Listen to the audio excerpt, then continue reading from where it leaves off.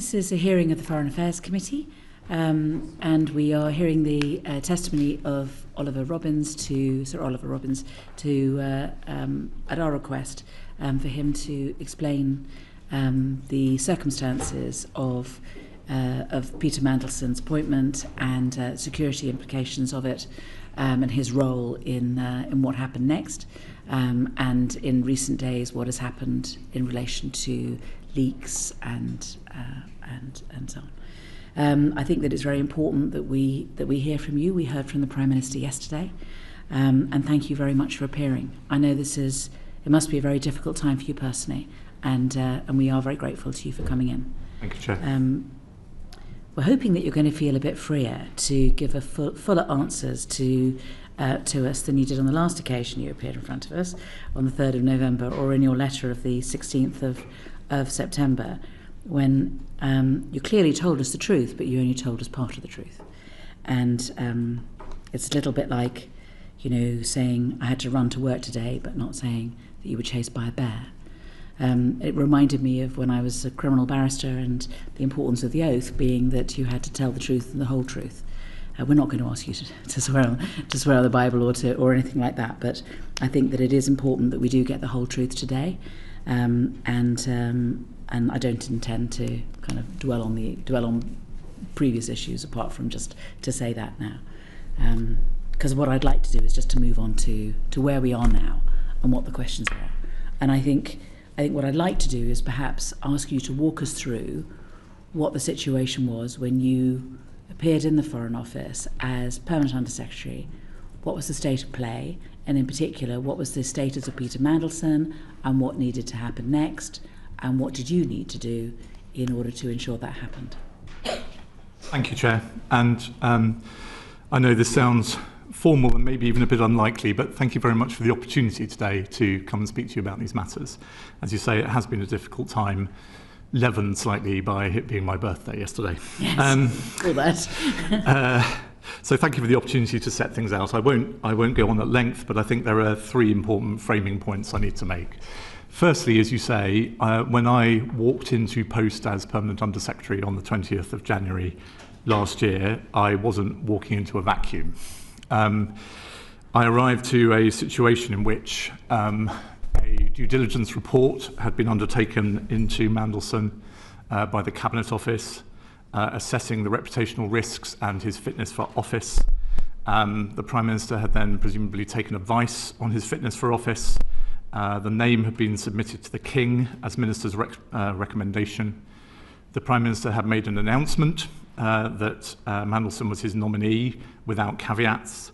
The British government had sought agrément, the formal diplomatic process for a host government accepting a nominee from the US government, and that had been obtained before I arrived in post.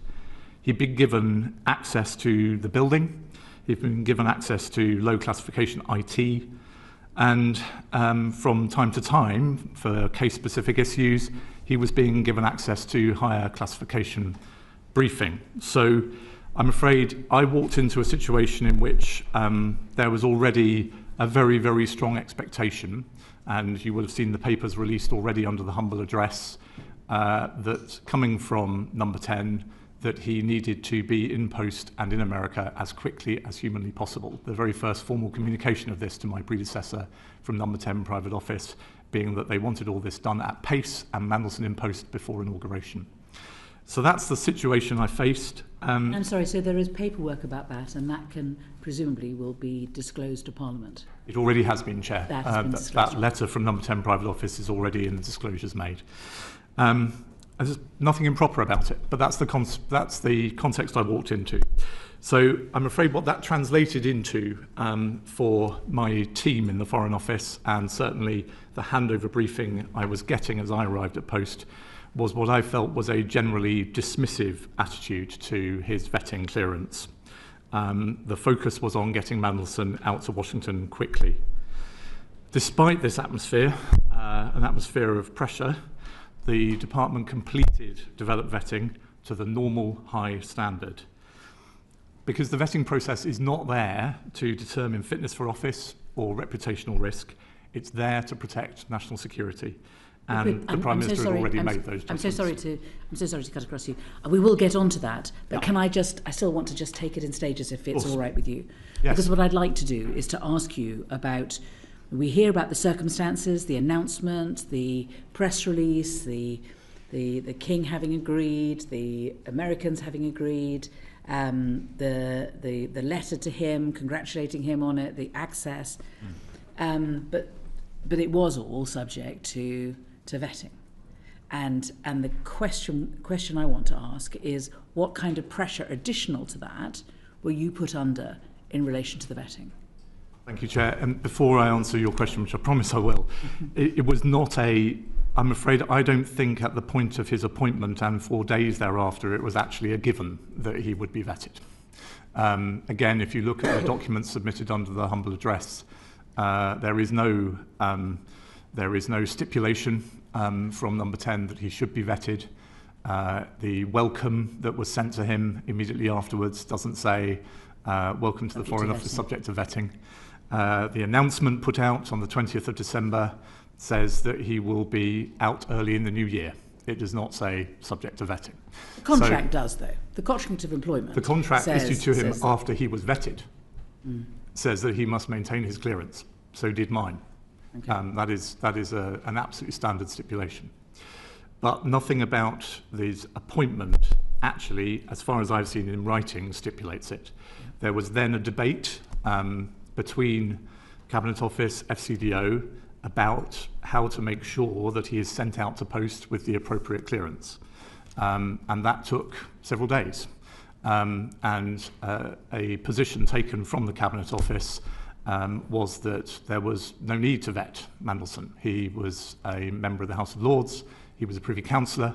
The risks that attending his appointment were well known and had been made clear to the Prime Minister before appointment. Now, in the end, the FCDO insisted and put its foot down. I understand my predecessor had to be very firm in person. But that was a live debate at the point of announcement, and I think it's important to make that clear to the committee. And that, again, should be minuted. Those discussions should have been minuted, and it should be they should be part of the humble address disclosure. Well, given your absolutely understandable focus on scrupulous accuracy, that's before my time, but I'm sure there will be papers. Yeah. And who was the debate between? Who in the Cabinet Office? Do you know? I don't know for sure. The briefing I had on arrival was that there had been a position taken from the Cabinet Office that, as I say, some of Mandelson's status meant that vetting might be unnecessary, and that had been a discussion for several days after the press notice. It had been resolved before Christmas and resolved in the FCDO's favour.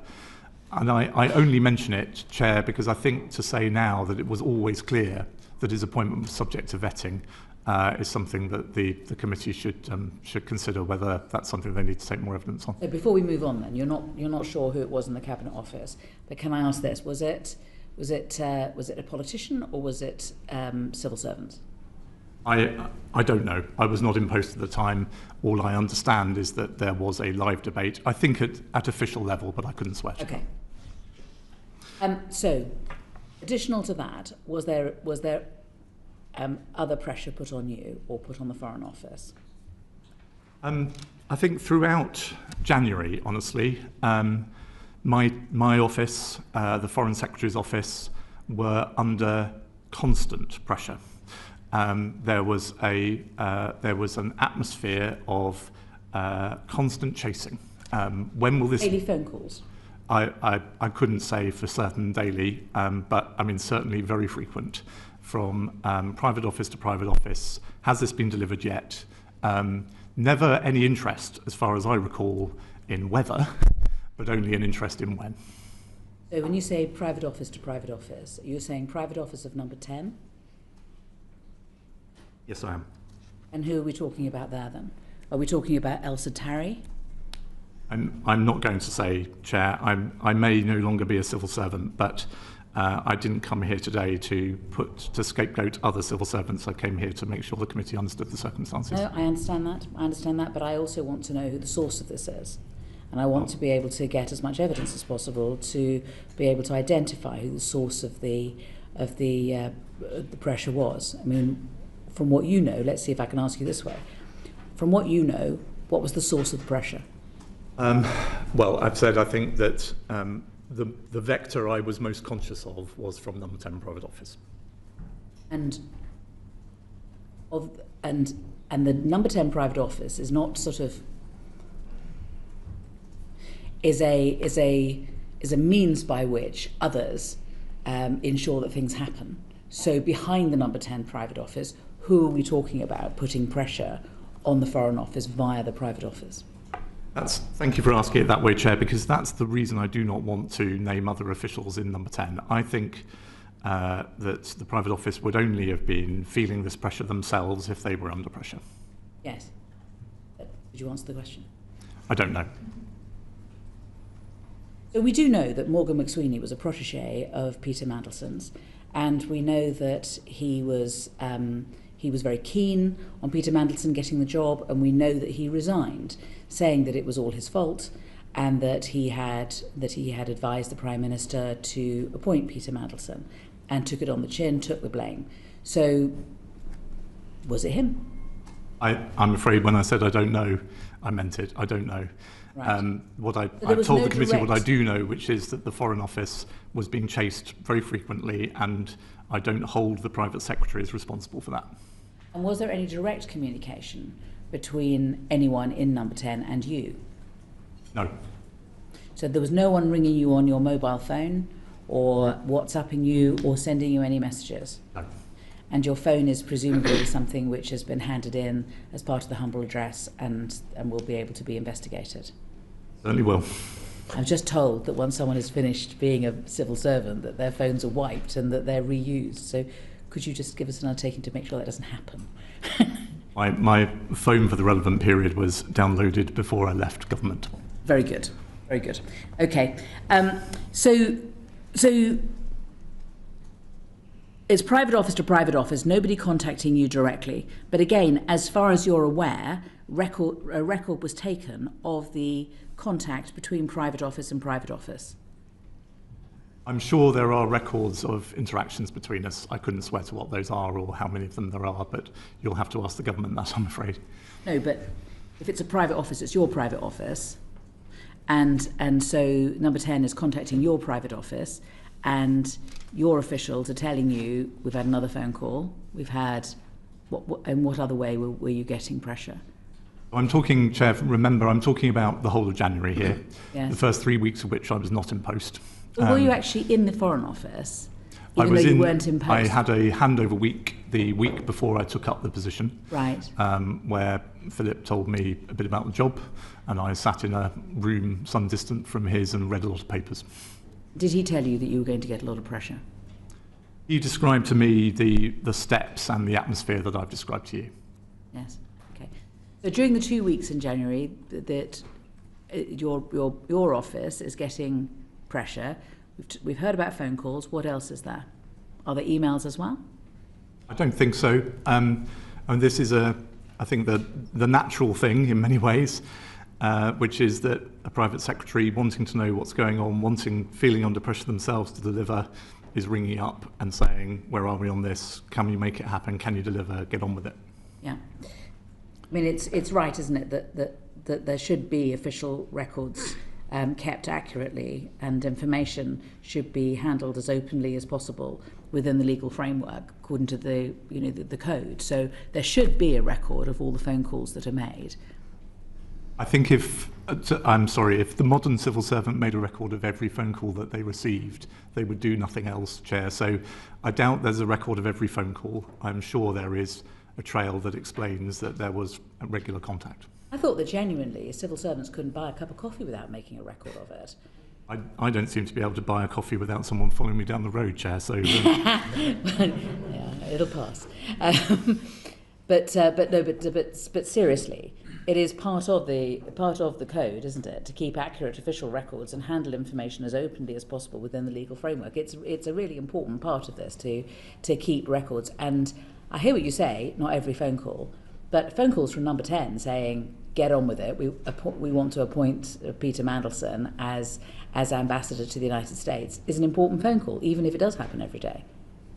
It is, but if it's not telling the department anything new, then there might be no need to record it each time that you receive it.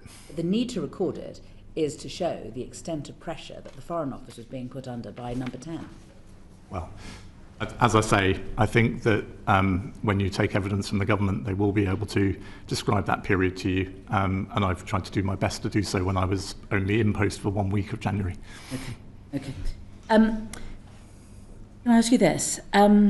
So let's move on to the 28th of January, when UKSV recommended that developed vetting be denied, and that Peter Mandelson, they identified, was he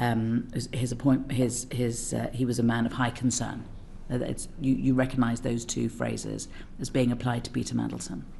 I don't actually, Chair, but we can come on to that in a second. Okay. Well, we understand that those two things were what UKSV concluded about Peter Mandelson. Now, any questions I ask you about this now are not to be interpreted as questions about what is the content of that vetting. All right? I don't want to hear about what was in it. I want to know what happened as a result. But what I want to ask you is, you had a meeting with the Director of Security, Ian Collard, and I understand that you're saying that he presented you with the findings. You didn't actually read them yourself. That's correct, Chair. Perhaps I could describe this meeting to you if that would help. And again, is there a note of it? There is a note of the decision. The meeting itself, of course, involved the team describing to me some of the issues and the way in which they proposed to manage them. It wouldn't have been appropriate to record that in detail. The decision of what we agreed we would do and the ways in which we would manage it is recorded and is available in the Foreign Office. And that record is part of, if I can call it, a DV bundle. So there's the UKSV paperwork, and then there's paperwork from the Foreign Office, and so those two, there's a part 1 and part 2, and so it's part of that bundle, but it isn't, the record that you're talking about is not a freestanding document. I think I know what you're driving at, but may I describe this in my own words, Chair? There has been a good deal of misunderstanding about this process, if I may say so. For the Foreign Office and for several other departments, UKSV does not fail a candidate. Nor does the department, no, I know, and apologies, Chair, but others have. And nor does the Foreign Office overrule UKSV. The relationship between the two is set out in guidance and has been set out to this committee and in Parliament. And so the outcome of the vetting process is what is decided by the Foreign Office on the basis of the UKSV findings and our own assessment of the risk and whether we can manage them. And so what the meeting I had with the director on the 29th of January, it was an oral briefing. No documents were presented to me, nor did I particularly expect them to be. I have never seen a UKSV document. I was briefed that UKSV considered Mandelson a borderline case and that they were leaning towards recommending that clearance be denied, but that the Foreign Office's Security Department assessed that the risks identified as of highest concern by UKSV could be managed and or mitigated. I was also told that the risks did not relate to Mandelson's relationship with Jeffrey Epstein, and that I was told that UKSV acknowledged, I don't know in what way, but acknowledged that the Foreign Office might wish to grant clearance with appropriate risk management. So we talked about what that appropriate risk management might be, and the grant of clearance, the record of that decision, internal, records the grant of clearance and also the mitigations. I don't really follow why you wouldn't know the contents of the UKSV and their concerns, or even that they had said that there was high concern about Peter Mandelson. If you can, I don't understand how you can not know that if you are considering what the mitigations are. You can't have the mitigations without knowing what the problem is. The risks were explained to me, but I have not seen the underlying documentation. That's what I'm saying, Chair. So perhaps, sorry, I mean, that obviously strikes members of the committee as odd, but well, yes. In all my years as a civil servant, many of them as a relatively senior one, I have never seen a UKSV document. other than the ones I filled in myself. And that doesn't surprise me. The government makes very clear in public guidance that for anybody to be briefed outside the vetting security process, for anybody to be briefed on the information into or findings of a UKSV process has to be for, I think I quote, wholly exceptional circumstances. And this is a wholly exceptional circumstance, surely? No. What I was told was absolutely within normal parameters of a set of findings from UKSV and the department assessing those. They were issues that the department felt it had long experience and deep capability of assessing and coming up with a plan for how those could be managed and clearance granted. That, that is not unusual in this process, Chair. It was unusual, I admit, that I was briefed on it. I wasn't surprised to be briefed on it given the prominence and the profile of the case, but the underlying interaction between UKSV and the Foreign Office and the decision-making process was entirely standard. When you were given your oral briefing, you claimed that you were given the impression that Peter Mandelson was a borderline case and not a case of high concern or one that was whereby the UKSV was recommending denial of vetting. That's correct. I was told, let me be completely precise, I was told, I think, that UKSV were leaning towards recommending against, but accepted it was a borderline case. Okay. And I think it's important to say this, when we're dealing with documents and releases of documents, inevitably things look quite black and white. My understanding is, the personnel security team in the Foreign Office and the vetting team in UKSV are interacting about literally hundreds of DV cases a day. We are a DV by default department, as you know, Chair. That means we have thousands of people who hold DV in the Foreign Office, many of whom are renewing their DV, new people arriving requiring DV. We are one of the biggest customers for DV services. And I hear you, I understand this, but this really was exceptional. I mean, there isn't any other DV case where you were getting daily phone calls from number 10. I mean, this was different. You were being put under pressure. And I just find it, if you don't mind me saying, remarkable that you got completely a different view of what UKSV were saying about this than that which I understand is written down. Well, I respectfully, I disagree, Chair. The department's security team are extremely professional, experienced people. They have a live dialogue with UKSV. The risks that were identified were ones that they felt they understood well and could manage. Okay. Was there anything in the DV that was not already in the public realm? Was there anything that had been identified that we didn't already know, all of us? As I wrote to you this morning, Chair, and I'm sorry if this begins to come back to your opening remarks, but I may no longer be an official, but I don't think I can open that box. This system absolutely depends on candidates for vetting knowing that the government will completely respect the confidences that they share. Yeah, no. So don't tell me. Okay. So if there was anything that wasn't already in the public realm, just tell me that there was something that wasn't already in the public realm. Don't tell me what it was. Just tell me, oh, yeah, there was something else, but sorry, can't tell you. I'm afraid I'm not prepared to do that, Chair. What that leads to is, of course, then an absolute storm of questions as to what that issue was. I'm not going to ask you a storm of questions. That's going to be my last question. I'm going to move on to my last question after this. I'm sorry, Chair. I trust you. I'm not sure that the whole of the rest of the world will hold off from wanting to know. Okay, all right. And where is the note of these meetings? The decision that was reached in the meeting was recorded the following day. And your thought process and the reasons that you decided what you did, you didn't make a separate note of? No. So it's all on the DV documents?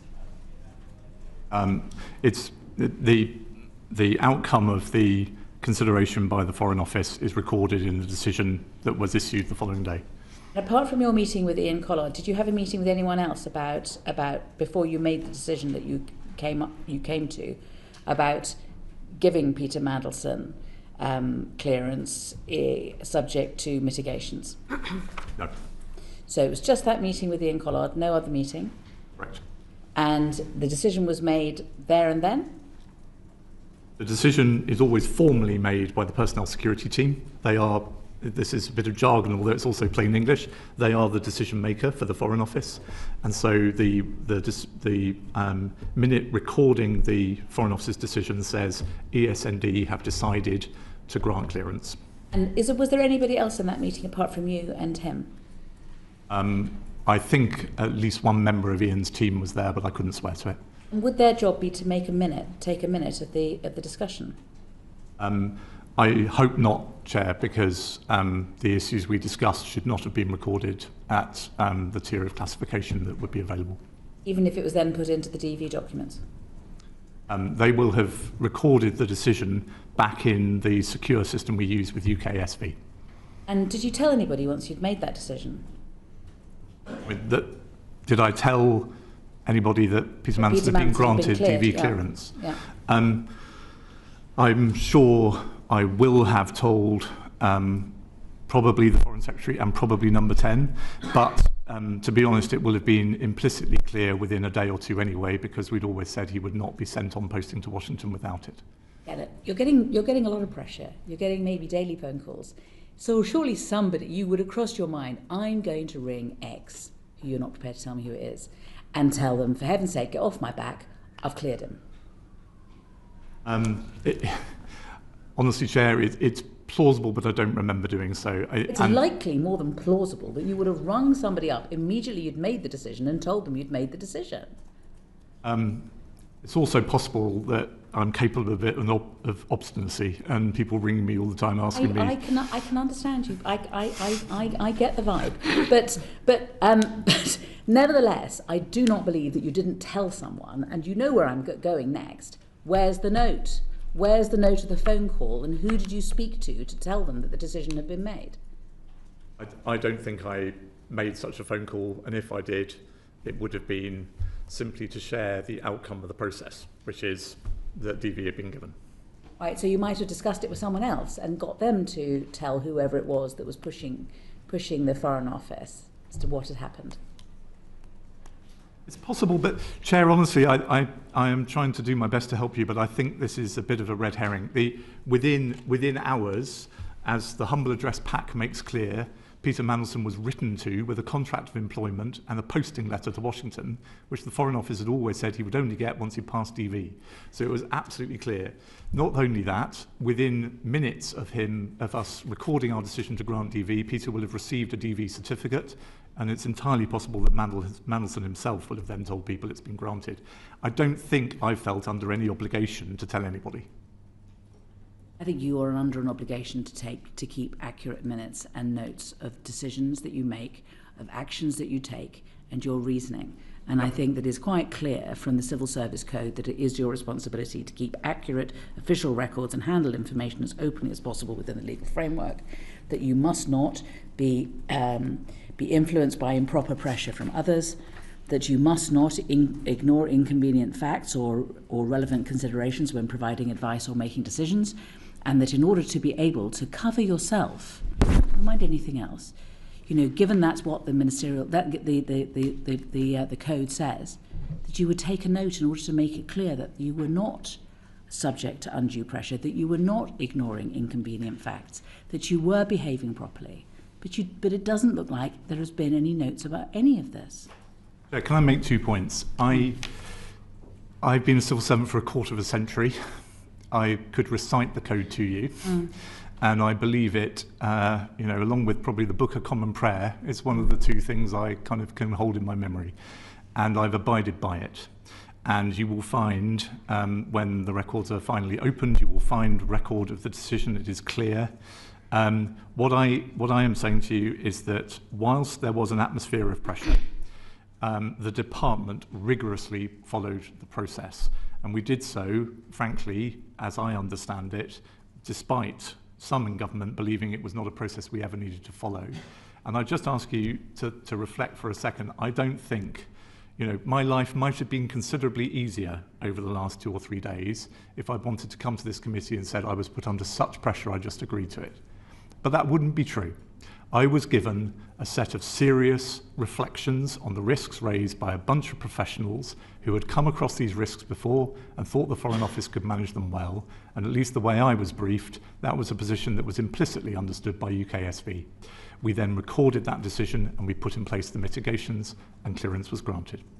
Because again, the code does say that if you believe that you're being required to act in a way that conflicts with this code, you should speak to your line manager, which leads me to this. I mean, your line manager would be Chris Wormold, presumably.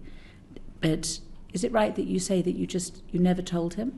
You never told him about any of the difficulties that you were facing, any of the pressure you were facing? In fact, you didn't even tell him that UKSV had said that Peter Mandelson was a person of high concern and that developed vetting be denied. As I say, whilst I think the department felt under pressure, we were proud of the fact we'd not bowed to that pressure. Therefore, I didn't have a complaint to make to Chris because I was confident that we were handling it well. I should say on a lighter note, Chair, I think by the time clearance was granted, I'd not yet had my introductory meeting with the Cabinet Secretary, so these were very early days. Yeah. And it wouldn't be part of your meeting with him to say, oh, well, we had a few wrinkles, but it doesn't matter, it was sorted out. Or,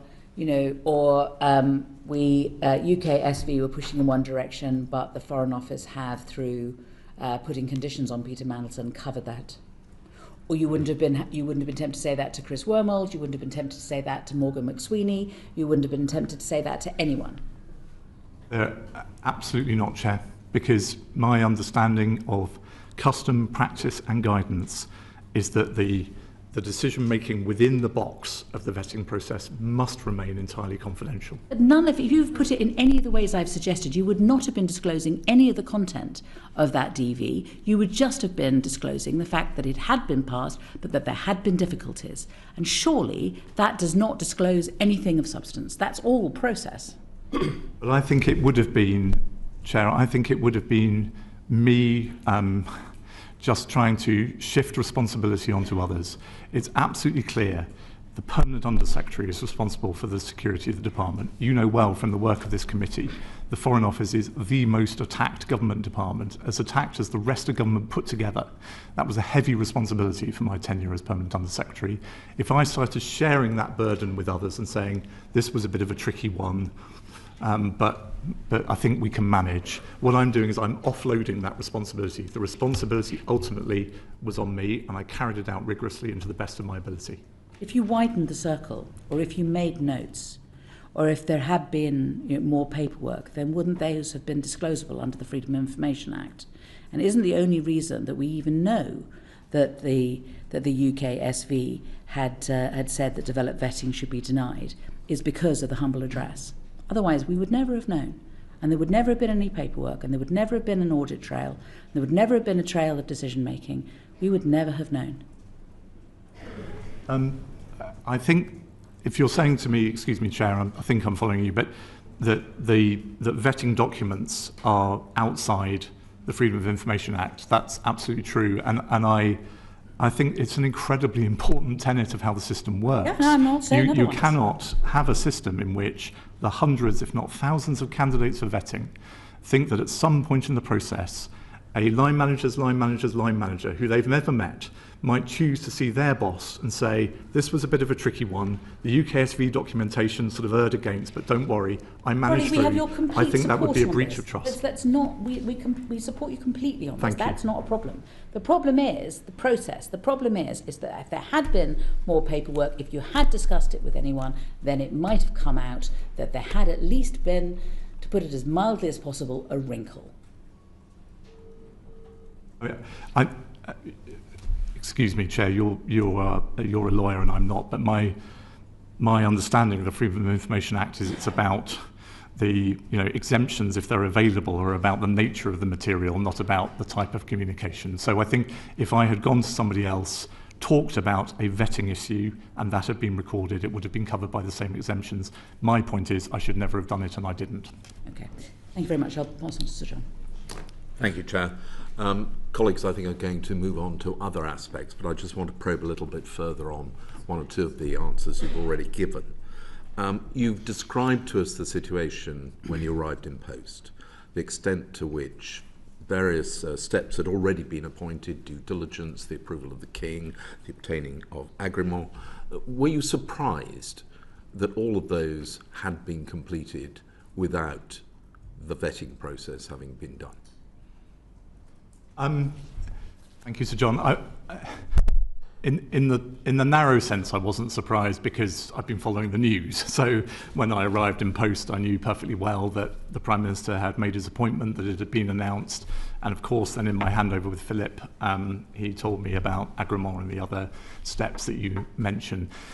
As I look back, whilst the Foreign Office didn't see it as I understand it at the time, I am also completely unsurprised by Simon Case's advice to the Prime Minister of November 2024, that if he wished to make a political appointment, it would be the safest course to achieve security clearance before making the announcement. And I think, had I been in post, Philip will speak for himself, maybe he did, but had I been in post at around that time, that's what I would have advised as well. So you think it should have been obtained before those steps were taken? I think, as others have said publicly in the last few days, this is unusual because most people appointed to ambassadorial roles already hold clearance. Yep. But that's a very, very sensible position to be in, and it's what I would have advised in this case too. Thank you. And you've also described... I should say, I mean, in the American context, Sir John, as you may well be aware, it's a particularly sensitive issue because the United States government is very hot on the clearances people hold, and so it would have been a sensible precaution. And actually, had approval not been granted and therefore the position had been revoked after agreement had already been obtained, would that have damaged our relations with the United States, in your view? I think it certainly would have had. Yeah, I mean, I think it would have damaged them. Yes, Sir John. I mean, the process of getting agreement was taken at quite some pace and was delivered, I think, still technically just by one working day by the Biden administration. I think if the nomination had changed after that point, the incoming administration may well have commented on it publicly, and it would, yes, have caused quite an issue in the relationship. Right. And the dismissive approach of number 10, which you describe in your letter, you say that came from the fact that all of these steps had already been taken. Was there anything further which indicated to you that number 10 really didn't regard this as anything more than a formality which had to be completed? To stay scrupulous, Sir John, nothing I can bear personal witness to, but certainly in my transition into the job, I was briefed obviously about the debate there had been about whether to vet at all, and that all added to a picture. Thank you. Can I also ask a little bit more about the meeting you had on the 29th of January, which resulted in the decision to give DV clearance? You've said that you were briefed about the contents of the report by UKSV, but you didn't see it. Now, we understand, indeed, the government has published the template decision-making form in which there are 3 boxes at the end, a green one, an amber one which says approved but remain valid concerns, and the red one, the final one, clearance denied or withdrawn. Now, we are told that the tick was in the red box, clearance denied or withdrawn. Now, that doesn't seem to me borderline. Were you aware that the tick was in the red box? I have, before the government chose to publish it, I've never seen a form like that.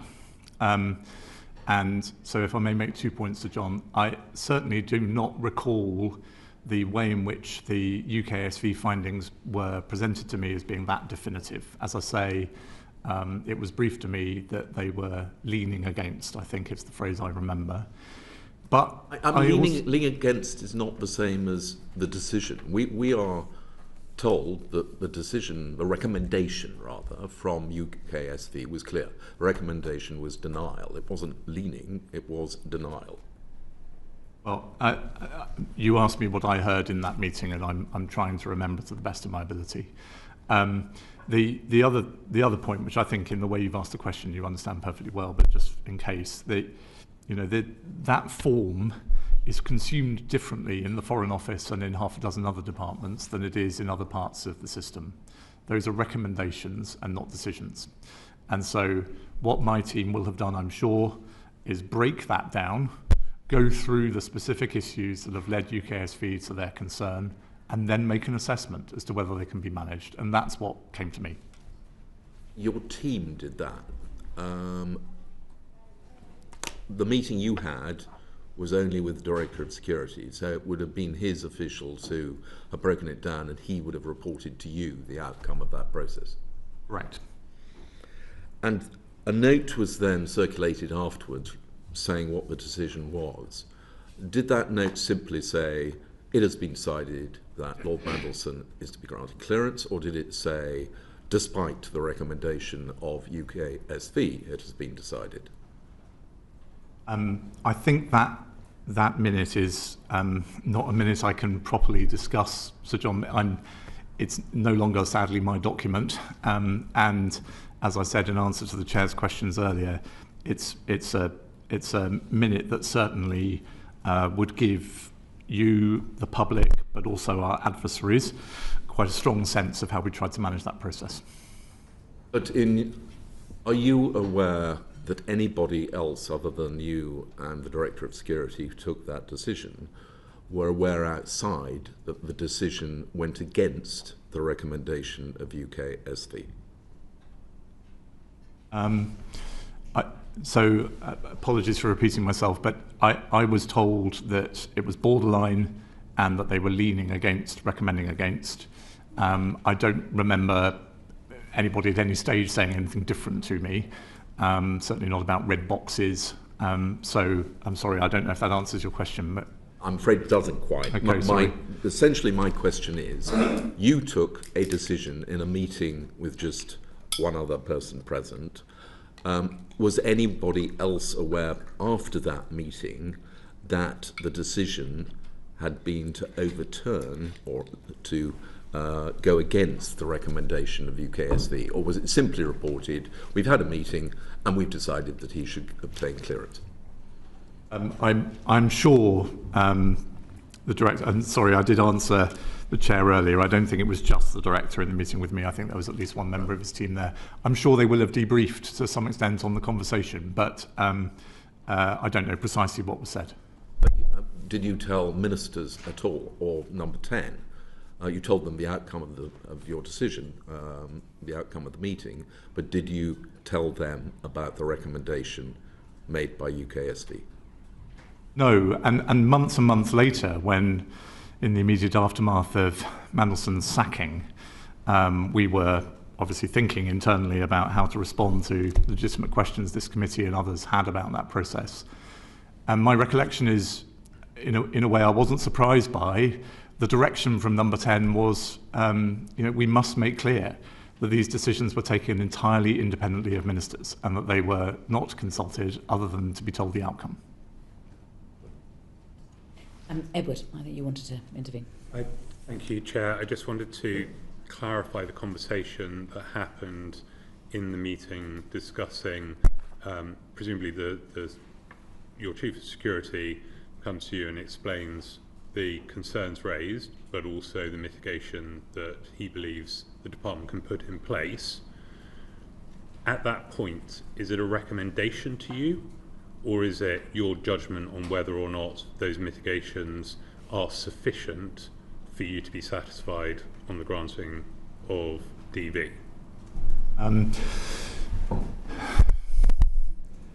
Good question. I recalled it as a recommendation to me, but before you read too much into that, I was accountable. I accept that. So that is not an attempt to say, if only they are entirely professional people. They care deeply about national security. They run one of the toughest security functions in government, given the attack we're under. I trusted their judgment and I backed it. Okay, I totally accept that, but I just want to be clear that the advice you were given in that meeting, that conversation, was that we understand these risks, we believe we can mitigate against them, and therefore you should be comfortable making the decision to grant it, or it's our decision that it can be granted given these mitigations are in place? Obviously, we're at a stage in this whole episode where precise words are very important, and I wish I could recall them that precisely, Mr. Morello, but I don't think that's an unfair representation. Okay. So you've already outlined the extreme levels of political pressure that you were under to complete this process. Is there any suggestion that that pressure filtered down to the department that ultimately was making the recommendations to you? Were you satisfied in that meeting that the evidence the options that were proposed to you and the decisions that they were proposing was come to independently of the political pressure that was being exerted on you, or will they also have felt the political pressure that was on the department? So, extremely good question, and I am very confident in answering. They are clever people, they will have been very aware of the pressure. I also have complete confidence that their recommendations to me and the discussion we had and the decision we made was rigorously independent of that pressure. Thank you, Chair. What I want to ask, having heard everything you've given us so far, is what do you think would have happened if you denied clearance? Yeah. How would you have gone about that? Yeah. What would the impact of that be? Would it even be possible? So maybe this is the first time, remembering back to the Chair's introduction, where I can abandon the civil servant's response of saying that's a hypothetical question. I think it would have been very difficult indeed, Mr. Carden. I mean, again, if I can walk you back to the situation I came into the post in, we had been through all of these steps very publicly, in which the Prime Minister's nominee had been put out there to the public, announced, blessed by the King, agreed by the US government. We were in receipt of formal letters from Number 10 telling us to get on with it quickly. We had engineered agrément to arrive just before the inauguration, as required by that original letter that's been published as part of the humble address response. So I'm not trying to hide from your question, but I suppose all I can do is agree with the premise that against that backdrop, the Foreign Office saying, okay, but sorry, we can't grant him clearance would have been a very, very difficult problem. And a difficult problem I would have been landing the Foreign Secretary with and the Prime Minister with. And of course, given the commentary of the last few days, I'm acutely conscious of that, and I've done the odd bit of what-if-ery myself. But I suppose, just in case this is the thrust of your question, that was not what was on my mind as we took this decision. I have spent 25 years now, just as a civil servant. About half of that period, I've been in jobs that have an acute bearing on national security. I live and breathe this stuff, possibly to a fault, Mr. Carden, and I believe passionately that it's one of the jobs of the civil service, creatively, flexibly, to support ministers in protecting national security. That's what I wanted the team performing this assessment to feel, and that's the conversation that was going on in my head as I listened to their recommendations. And so if we go back again, the Cabinet Secretary at the time, Lord Case, advised the Prime Minister to carry out security vetting prior to announcing any appointment. Why would that advice not have been followed? Here I will take the civil servant's answer, if I may. It's a hypothetical I can't possibly have a bearing on. I wonder why it wouldn't have happened automatically. If that was the view of the civil service, why wouldn't that advice just automatically be followed, that vetting would be gained before an announcement made?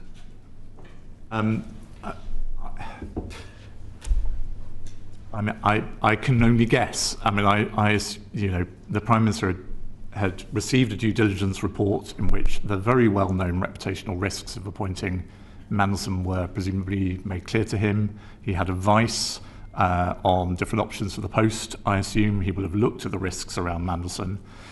And maybe he thought, look, this is a very well-known character. I'm making a risk judgment that his political skills and nous in Washington is just what this country needs at this time. And he decided there's not much more that any process can tell me ahead of me making this announcement and making this appointment. Now, as I've said earlier in response to questions, I hope that if I'd been in the system at the time those decisions were being made, first I hope that number 10 or the Cabinet Office might have wanted to consult me. I don't think at the time the Foreign Office was consulted. And then I hope my advice would have been, that's adding unnecessarily to your risk, Prime Minister. Yesterday, the Prime Minister said that Foreign Office officials granted him, Peter Mandelson, developed vetting clearance against the specific recommendation of the United Kingdom security vetting that developed vetting clearance should be denied. And then you've said to us that UKSV did not fail Mandelson and FCDO did not overrule their decision. I'm trying to get to is it your contention that the Prime Minister is misunderstanding the process which you followed? I can only describe the process as I understand it, and I hope, having been Deputy National Security Advisor for 4 years, responsible for vetting and for the strap clearance process that often follows it, and then having spent a year and a bit as Permanent Undersecretary, my understanding of it is reasonably good. But also, you don't have to believe me. I mean, there are guidance documents available in the Foreign Office that describe this precisely to candidates for vetting. UKSV is a service provider, and the Foreign Office takes the decision based on its own risk assessment and whether it thinks that the risks can be managed. That's precisely what we did in this case. The outcome is the Foreign Office decision. That's a professional decision on security advice. It's not the quixotic decision of some permanent secretary who thinks he's under pressure. But in this case, the team thought it wise and prudent to take me through their reasoning. Final question. Is the Prime Minister right to have expected you to provide him with more information on the vetting process? I hope it's clear from everything I've said so far that I believe that's a misunderstanding and a dangerous misunderstanding of the necessity of confidentiality of the process. And I think, I've been interested, of course, over the last couple of days to read Lord Hague on this today, and David Lammy even on Saturday, the former Foreign Secretary, Deputy Prime Minister, where both have said in different language that they have never had vetting issues discussed with them in all their time as a minister, and nor would they expect to. And I'm afraid that's exactly the culture I have been brought up in. It's supported by guidance. You are not supposed to share the findings and reports of UKSV other than in the exceptional circumstances where doing so allows for the specific mitigation of risk. Thank you. I'm going to go to Edward quickly and then to Richard. Thank you, Chair. So, Oliver, you've made clear the exceptional circumstances surrounding the appointment of Sir Peter and the amount of stuff that had happened before the security vetting process had been completed, and that it was highly unusual and not the best practice for the way that the Foreign Office likes to run things. Were there other political appointees? Did Number 10 Operation propose any other political appointees during your tenure as Permanent Secretary? And did they abide by the standard practice during that process, in that no appointment could be made until the process had been completed? And as a result of that, were you more comfortable in not appointing those people? I think in my tenure as Permanent Undersecretary, there was only ever one other serious proposal made, and I think that was in March 2025. What role? Sorry? What role?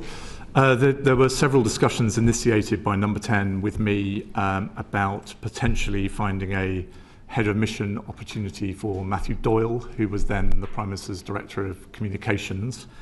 And I was under strict instruction not to discuss that with the then Foreign Secretary, which was uncomfortable. But the context here, Mr. Morello, was I was still in my early months in the job, but I'd already concluded, as indeed I think I gave evidence to this committee about not long afterwards, that the Foreign Office needed quite serious reform. I was in the process of talking to the top team about quite a profound restructuring involving job losses. And I found it very hard to think how I would explain to the office what the credentials of Matthew were to be in an important head of mission role when I was in danger of making very senior, very experienced diplomats leave the office. So, I mean, after a couple of, I did my duty, I looked at the forward look of available jobs, I shared with Number 10 what some of those might be. It was, to be honest, hard to find something that I thought might be suitable, but I also felt quite uncomfortable about it, and I kept giving advice that I thought this would be very hard for the office and was hard for me personally to defend. So your question, obviously, given what we're talking about today, is about the interaction with vetting. That didn't arise because Matthew was already in post in the Foreign Office as a special advisor, in Number 10 as a special advisor. And after a day or two, the idea seemed to get dropped.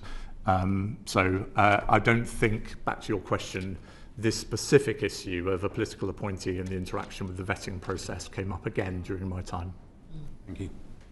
Can I just, because there's a little bit of mounting confusion, I think, on the committee, and if it's not just on the committee, it might be with the public as well. Are you saying that UKSV didn't recommend that DV be denied? I've put in too many negatives there. Are you saying that UKSV didn't recommend that DV be denied? Are you saying that? No, I'm trying to tell the committee what I was briefed in that meeting on the 29th. You're saying borderline? I was told it was a borderline case and that they leant against. Borderline and leant against. And that's different, is it, to recommend that DV be denied? I can only tell you the words I heard. Said you were not aware that this box had a tick in it, the red box saying clearance denied. Until the government published it, I'd never seen a sheet like that, Sir John.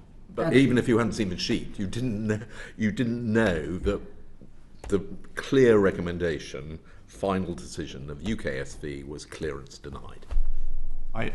I was told that it was a borderline case and that UKSV were leaning against granting clearance. Sorry, Richard. Thank you, Chair. Thank you very much, Sir Olly, for appearing before us. You've explained that a lot of these decisions were made before you were appointed as Permanent Under-Secretary. And so I'm curious to know, why did Sir Philip Barton's tenure as Permanent Under-Secretary conclude 8 months before it would otherwise have? I don't know for sure. And Philip and I, of course, have talked a lot, especially in that handover week, and I remain in touch with him and am proud to call him a friend. I think it's not completely unnatural that a new government, a new Foreign Secretary, respect and accept the Permanent Under-Secretary that they have in post when they arrive, but that after a while, and I don't know whether this was more Mr. Lammy or more Sir Philip, but that having eased the new government in sensibly, having helped supported them in their early months, that one side or the other suggests it's a time for a change. If you want to know more about that, I think probably you have to ask Mr. Lammy or Sir Philip. Certainly. And perhaps the committee will be taking evidence from them or others. But according to the recollection of the National Security Advisor, Jonathan Powell, when he was reflecting on this time last September, he recalls that Sir Philip Barton also had reservations about the appointment of Lord Mandelson. What did you know about Sir Philip's reservations when you were preparing to take over from him? Again, I'm reluctant to speak for Philip, if I may say that, because so much of this has become so loaded and controversial. I do remember the general atmosphere in the Foreign Office when I arrived, which I think Philip probably shared, was that a number of senior appointments had been made under the new government which might in the past, or sometimes always in the past, have been occupied by diplomats, were now going to one type or another of outsider. He may even in the back of his mind have been thinking about me as he said that. But Jonathan would have been in that category, Jonathan Powell and others. And so I think he was nervous, and certainly others who then were my senior team as I arrived in the office were nervous that this was a sort of a creep of senior diplomatic roles going to non-career diplomats. And of course it's possible that he was worried about exactly the same reputational risks that were detailed for the Prime Minister at the time he made the appointment. But that's a matter for him to talk to you about. In that time when you were the designate permanent Under-Secretary, what conversations did you have with advisors or officials that might have led you to believe that Lord Mandelson needed to take up this role regardless of the outcome of developed vetting? It was never put to me, I can say with certainty it was never put to me that way. I certainly did, as I hope I've said clearly to the committee, I certainly did arrive to an atmosphere where this wasn't just please get this done quickly, it was and get it done. And so that was, I think, a pretty unmistakable feeling. As I hope I've also been clear to the committee, I don't think I allowed that, and certainly the security team didn't allow that to cloud their judgment. I just want to look at a couple of pieces of evidence. One that was released in the tranche of documents, Volume 1 of the Return to the Humble Address, and this is a December 2024 email from the number 10 Private Secretary for Foreign Affairs, Ms. Terry, and she wrote on the 20th of December 2024 to Lord Mandelson, "I understand you haven't received the attached forms yet, which Morgan mentioned to you this morning, and we are here to help as needed. Why would it be necessary for the Prime Minister's Chief of Staff to have a conversation with an ambassador who was about to take post about joining forms?" I don't know. I wasn't there. I wasn't privy to those conversations. Sorry, get that out of the way. To try and be more helpful, I suspect the chair said in her opening questions that Mr. McSweeney and Mandelson were close. I therefore suspect that Morgan was in touch with him, congratulating him on his appointment, and then telling him he would have some paperwork to do. And all that. More than paperwork, it was conflict of interest forms. I agree. And of course, when I arrived in post, this was a part of the process I then had to oversee, and was an important and occasionally difficult part of the process. But all I'm trying to explain is that I suspect when a friend talks to an appointee that they're congratulating, it's, the officials will be in touch with some stuff you have to do. Going back to the point where Sir Philip was still permanent Under-Secretary, it is reported by, I think it's Sam Coates, that the Morgan McSweeney, the Chief of Staff, rang Sir Philip and said, in terms stronger than those that I can use before the watershed. I think you should. Well, I'll just say that it was just to prove it with terms stronger than that. Does that accord with your impression? Just fucking approve it. Does it accord with your impression when you took over from Sir Philip? I think I recall Philip saying to me, certainly Philip's handover to me has contributed to my strong sense that there was an atmosphere of pressure and a certain dismissiveness about this DV process, which I hope I've tried already to be honest with the committee about. I don't remember Philip using those words. Also, I'm proud to say Philip's probably not the sort of person who would report them verbatim. Thank you. Yes. Could I ask you, because it's come up in the evidence you gave in answer to Edward, about Matthew Doyle. I think we probably should ask you, who at number 10 suggested that Matthew Doyle be given the post as head of mission somewhere? I don't know what the origin of the suggestion was, and I don't know who exactly was behind it or how serious it was. It was serious enough for the number 10 private office to bring up the head of the diplomatic service and ask for a forward look of available head of mission jobs. And that's the point at which I thought that I needed to lay down some markers. And who told you not to tell the Foreign Secretary? Exactly. The number 10 private office were clear that this was so sensitive because it was about the Prime Minister's own dispositions for his own senior staff, that I should keep that to myself for now.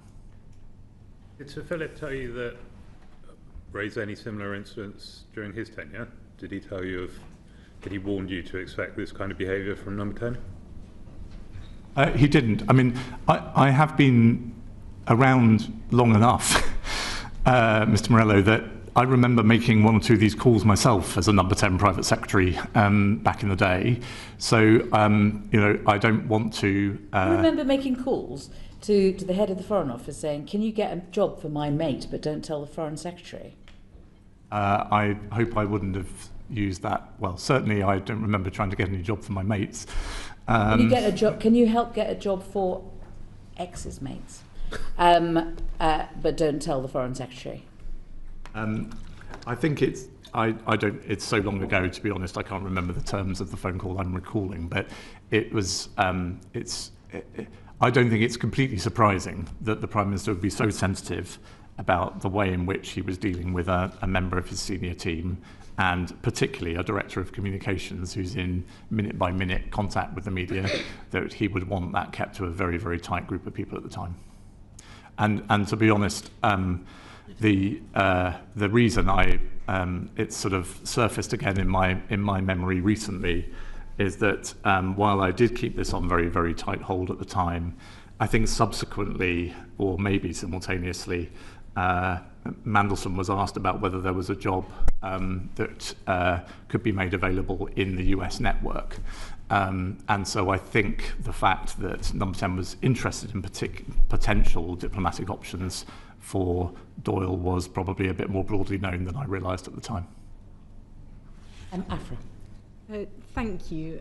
Just before moving on to the kind of main things I want to discuss, on that point that has just been talked about, when exactly were these conversations taking place? I'm afraid I can't tell you that precisely. Sometime in March last year. Okay. And what was the reason, in your opinion, that it didn't move forwards? I don't know. It's as likely, I suspect, to be about Doyle's own preferences and circumstances as anything I said. I can only tell you what I said, which is that I thought this would be difficult for the Foreign Office. It was difficult for me personally, honestly, as a leader, to explain why very talented and experienced diplomats were having to leave the organisation, and people who would be widely considered to have rather fewer credentials were being put in these important jobs. So it was very difficult for me, and I explained that. I don't know what led to the idea being withdrawn. Okay, thank you. I wanted to focus on the decision process that you went through to consider the recommendation of the UK security vetting and the ultimate decision that you made to grant security clearance.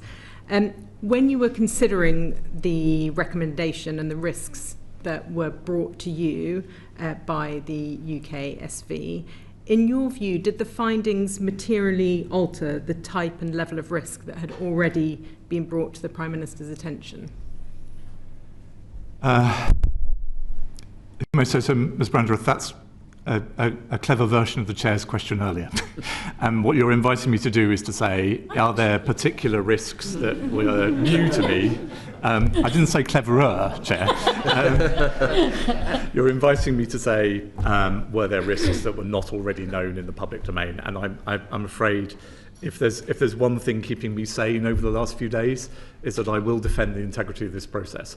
I hope I have a reputation. If you speak to other politicians, former ministers, the 4 prime ministers I've delivered for personally, that I am a person who gets things done, who tries to deliver for ministers, get through process and make things happen.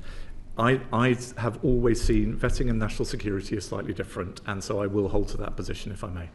Okay, You were required to make the ultimate decision to grant or to not grant security clearance. And given that, as you've said, the public announcement of Lord Mandelson's appointment had already been made in December 24, before you took up the post, given that the White House had already confirmed it would accept and that His Majesty the King's agreement had been sought, did you feel that you were effectively left in a position where you had no option but to manage the risks or to cause a diplomatic incident?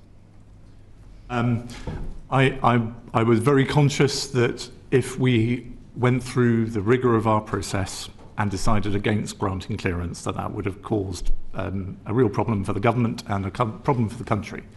But as I've been trying to explain, I was conscious of that without letting it influence my judgment, let alone transferring any of that atmosphere onto the people charged with actually making that assessment. Could there have been information from UKSV that would have therefore changed your position? Yes, absolutely. I think the trying to hold to my comments of a few minutes ago, I can certainly imagine risks that would have been briefed to me in that meeting that my team would not have been comfortable managing, and even if they hadn't have been, I wouldn't have been. You know, the normal way in my tenure in the job in which the Permanent Undersecretary interacts with the vetting system, Ms. Brandreth, is in vetting appeals. So we have, as I've said, thousands of people who enjoy the highest level of clearance. And sadly, people's circumstances change. Sometimes they do silly things. Sometimes this is for sad reasons. And that leads to their clearance being downgraded or even withdrawn. In those circumstances, given all I've said in answer to other questions, it is the Permanent Undersecretary who is the ultimate authority on whether they retain their clearance and the person to whom those appeals come. And the reason I'm telling you that is because I hate doing it, honestly. It's one of the most emotional things I got involved with in my time in the job, because you're conscious, you're sitting there with a manila folder and a recommendation from the personnel security team that's about to shatter someone's job. And I don't say this with pride or machismo, but I've signed those papers, sometimes after hours, way into the small hours, considering them. So I take those responsibilities extremely seriously. I have been prepared to follow through on tough advice. I have even gone against advice to be more lenient where I don't think that's consonant with the vetting principles. But in this case, I didn't feel under that pressure personally in terms of my judgment. You say that you followed due process. Would you say that the decision that you made was the same outcome, the same decision to grant clearance, if it had been any other person being considered for ambassador? For example, if it was a civil servant being considered rather than a political appointment, do you think you would have made the same judgment to grant clearance? The framework we applied, and therefore, yes, ultimately the decision, I think I would have applied in any case that had been brought to me. The only reason I'm putting it that way, Ms. Brandreth, is, of course, this committee today and the commentary is focusing on the unusual circumstance of this being a prime ministerial appointee and a political appointee. Mandelson was also unusual in some other ways.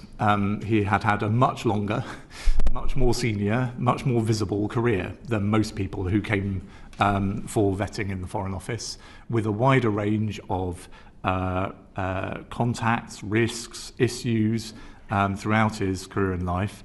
That's not unusual, but because he was a man with the longevity of career he'd had and the seniority he'd had, I think whilst the decision-making framework is the one I would have applied in any case, this was a richer picture than you would have had of a 21-year-old graduate coming in and asking for vetting for the first time.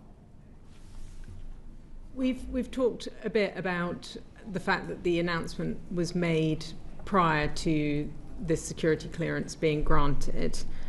If security clearance had been sought prior to the announcement of Lord Mandelson's appointment, would that have changed the judgment you made in granting security clearance, do you think? Excuse me, may I check I'm following you? Are you saying if they'd announced sorry, if they had started the vetting process before announcing him, or concluded the vetting process before announcing? Concluded the security vetting process as Simon Case's recommendation was, prior to formally making an announcement of the appointment. Would that have changed the judgment that you made in terms of granting security clearance? Well, obviously, just so we have our chronology right, it wouldn't be me making the judgment, but I'm pretty confident that Philip would have assessed the recommendations of our personnel security team in the same way I did. So I don't think, what I know I'm trying to explain quite a kind of complicated context to you. The atmosphere, and that directly relates, as you're implying, to the prominence of the appointment, the timing of the appointment relative to security vetting, all contributed to the context we were working in. But my solemn belief is that the way in which we assessed the case and the conclusion we came to, we would have done the same at any juncture. In retrospect, obviously, with everything that we know now, do you regret giving security clearance, granting security clearance for Lord Mandelson? I regret that this process was not done before announcement. I regret that the due diligence process, which threw up, as I understand it, serious reputational risks, didn't colour the Prime Minister's judgment in making the appointment. There's quite a lot about this situation over the last year and a half I regret. I had no regrets about the work of my brilliant team and the judgment that we came to. But you say you regret that the announcement was made before security clearance was granted, and yet at the same time you've said it would make no difference to your decision to grant security clearance. What would you have done differently in that case? Is it that you would have then chosen to alert the Foreign Secretary or the Prime Minister? I think the main distinction I'm making, Ms. Brandreth, is I think this atmosphere I've described just wouldn't have existed. So we would have been, the team would have been able to do this work, the then Permanent Undersecretary would have been able to consider it without that same sense that they were operating under this pressure and environment. And so I think the benefit for the government, for the Prime Minister, would have been that exactly the kind of responsible questions you're asking me today, some of them would not need to have been asked, because it would have been clear that the Prime Minister had wanted this clearance given before he made the appointment. What I don't understand from your answer is that you seem to be implying that if there had been due diligence done before the appointment, then the Prime Minister might have come to a different conclusion. But if security vetting had been done before the appointment, you wouldn't have come to a different conclusion. I'm sorry if I was unclear, Chair. Due diligence, as I understand it, was done before the appointment, and I think that has been now released in the humble address papers. What I feel sad about is that the Prime Minister's nominee went ahead despite that due diligence. And I think, look, what doesn't matter what I think the Prime Minister, as I understand it, has essentially said that himself. He regrets the appointment. Uma. Thank you, Chair. Oh, I'm so sorry. I was supposed to go to Absam first and then to Uma. I beg your pardon. No problem. Thank you. So I have a few follow-up questions. You referenced pressure, feeling pressure from, political pressure. You also mentioned dismissiveness. So the pressure I understand in terms of the phone calls that you spoke about. What did the dismissiveness look like? I think the dismissive, my word dismissiveness comes from all the way back to a letter to the Foreign Office, which I don't blame the person who signed it, but is out there now in the public domain thanks to the humble address, which says, take forth the necessary arrangements at pace. We want handover in advance of the US inauguration. Now, if you wanted to convey to the Foreign Office, we want this done in a steady, measured, rigorous way, those are adjectives you could have used.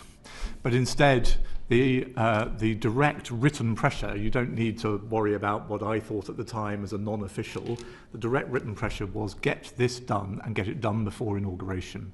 Now, if number 10 had wanted to say, comma, subject to the successful achievement of vetting status, they could have done so. And that then, I'm afraid, to me, is consonant with a press notice that says Peter Mandelson will arrive at post early in the new year.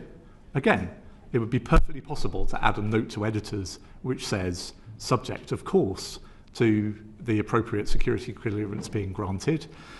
And, you know, civil servants have many faults, but back to the chair's original point, records and written communications and formality are important in the culture I have grown up in. And, you know, the clear written record is not, please get this done, subject to, it's please get this done. So in the previous meeting that we had when you came to the committee, I did ask you about timescales. I asked you about whether there was sufficient time. You didn't relay this information at that meeting. You actually said that there was sufficient time.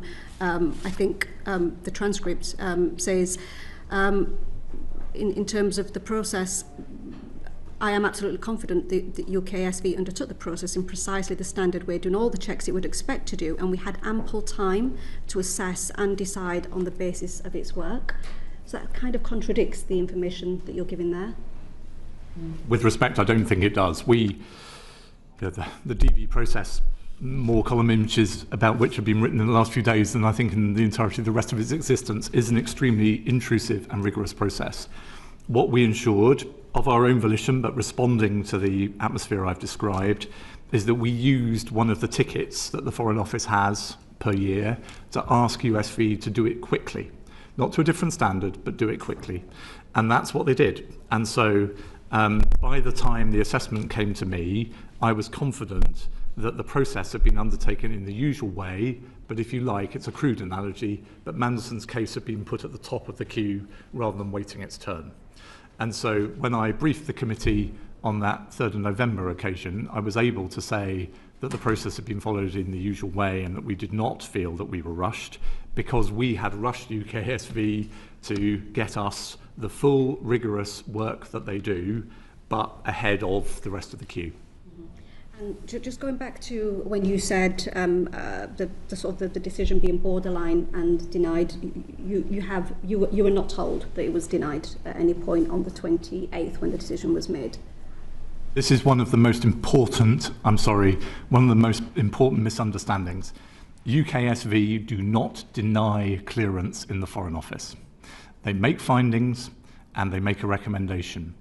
I was told that that recommendation was that they, quotes, lent against, and it was a borderline case. That's the conversation I relayed to the committee. They do not deny clearance. The Foreign Office grants or denies clearance on the basis of a hugely experienced and capable personnel security team that responds to the fact that the Foreign Office is under more threat than the whole of the rest of government put together. Okay. And just in relation to the final decision then that you made, you've referenced in your response to Afra that you wouldn't have made a different decision. Do you often think about the consequences of the decision that you made? I've had plenty of opportunity over the last few days to reflect on that. And I think about the consequences of it right now, I'm afraid, for my wonderful family and for the fact that I don't seem to be able to sleep in my own home and for various other things. But I don't reflect negatively on the professionalism and the judgments of my colleagues, or I hope myself. You also referenced that there was a bunch of professionals that explained the risks. Who were those professionals?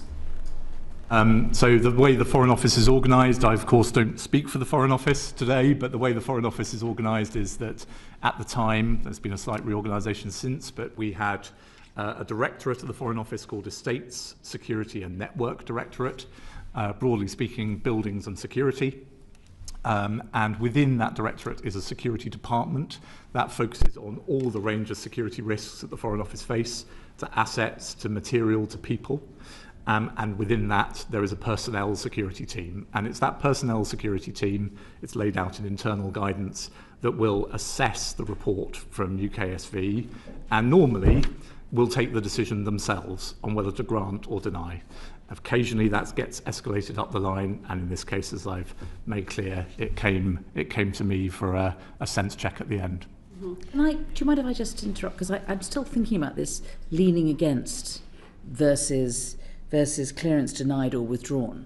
I mean, if you had been shown the documents where the box had been ticked, high concern and clearance denied or withdrawn, would you have changed your mind and decided actually UKSV were not saying that this was a borderline case and they lent against, and that they were leaning against it, but instead that they had high concern and clearance denied or withdrawn was the box that had been ticked? Completely understandably, Chair, everybody is focused on the form. But the way I recall there's so little paperwork in relation to this that forgive us for relying on the little bit that we've got. Forgive me, that certainly wasn't a criticism of the committee. I'm just frustrated that the way in which it was described to me, and which on a kind of normal human being level I would expect it to be, that this was a dialogue to some extent between extremely experienced security professionals in UKSV and the Foreign Office's personnel security team who speak many, many times a day.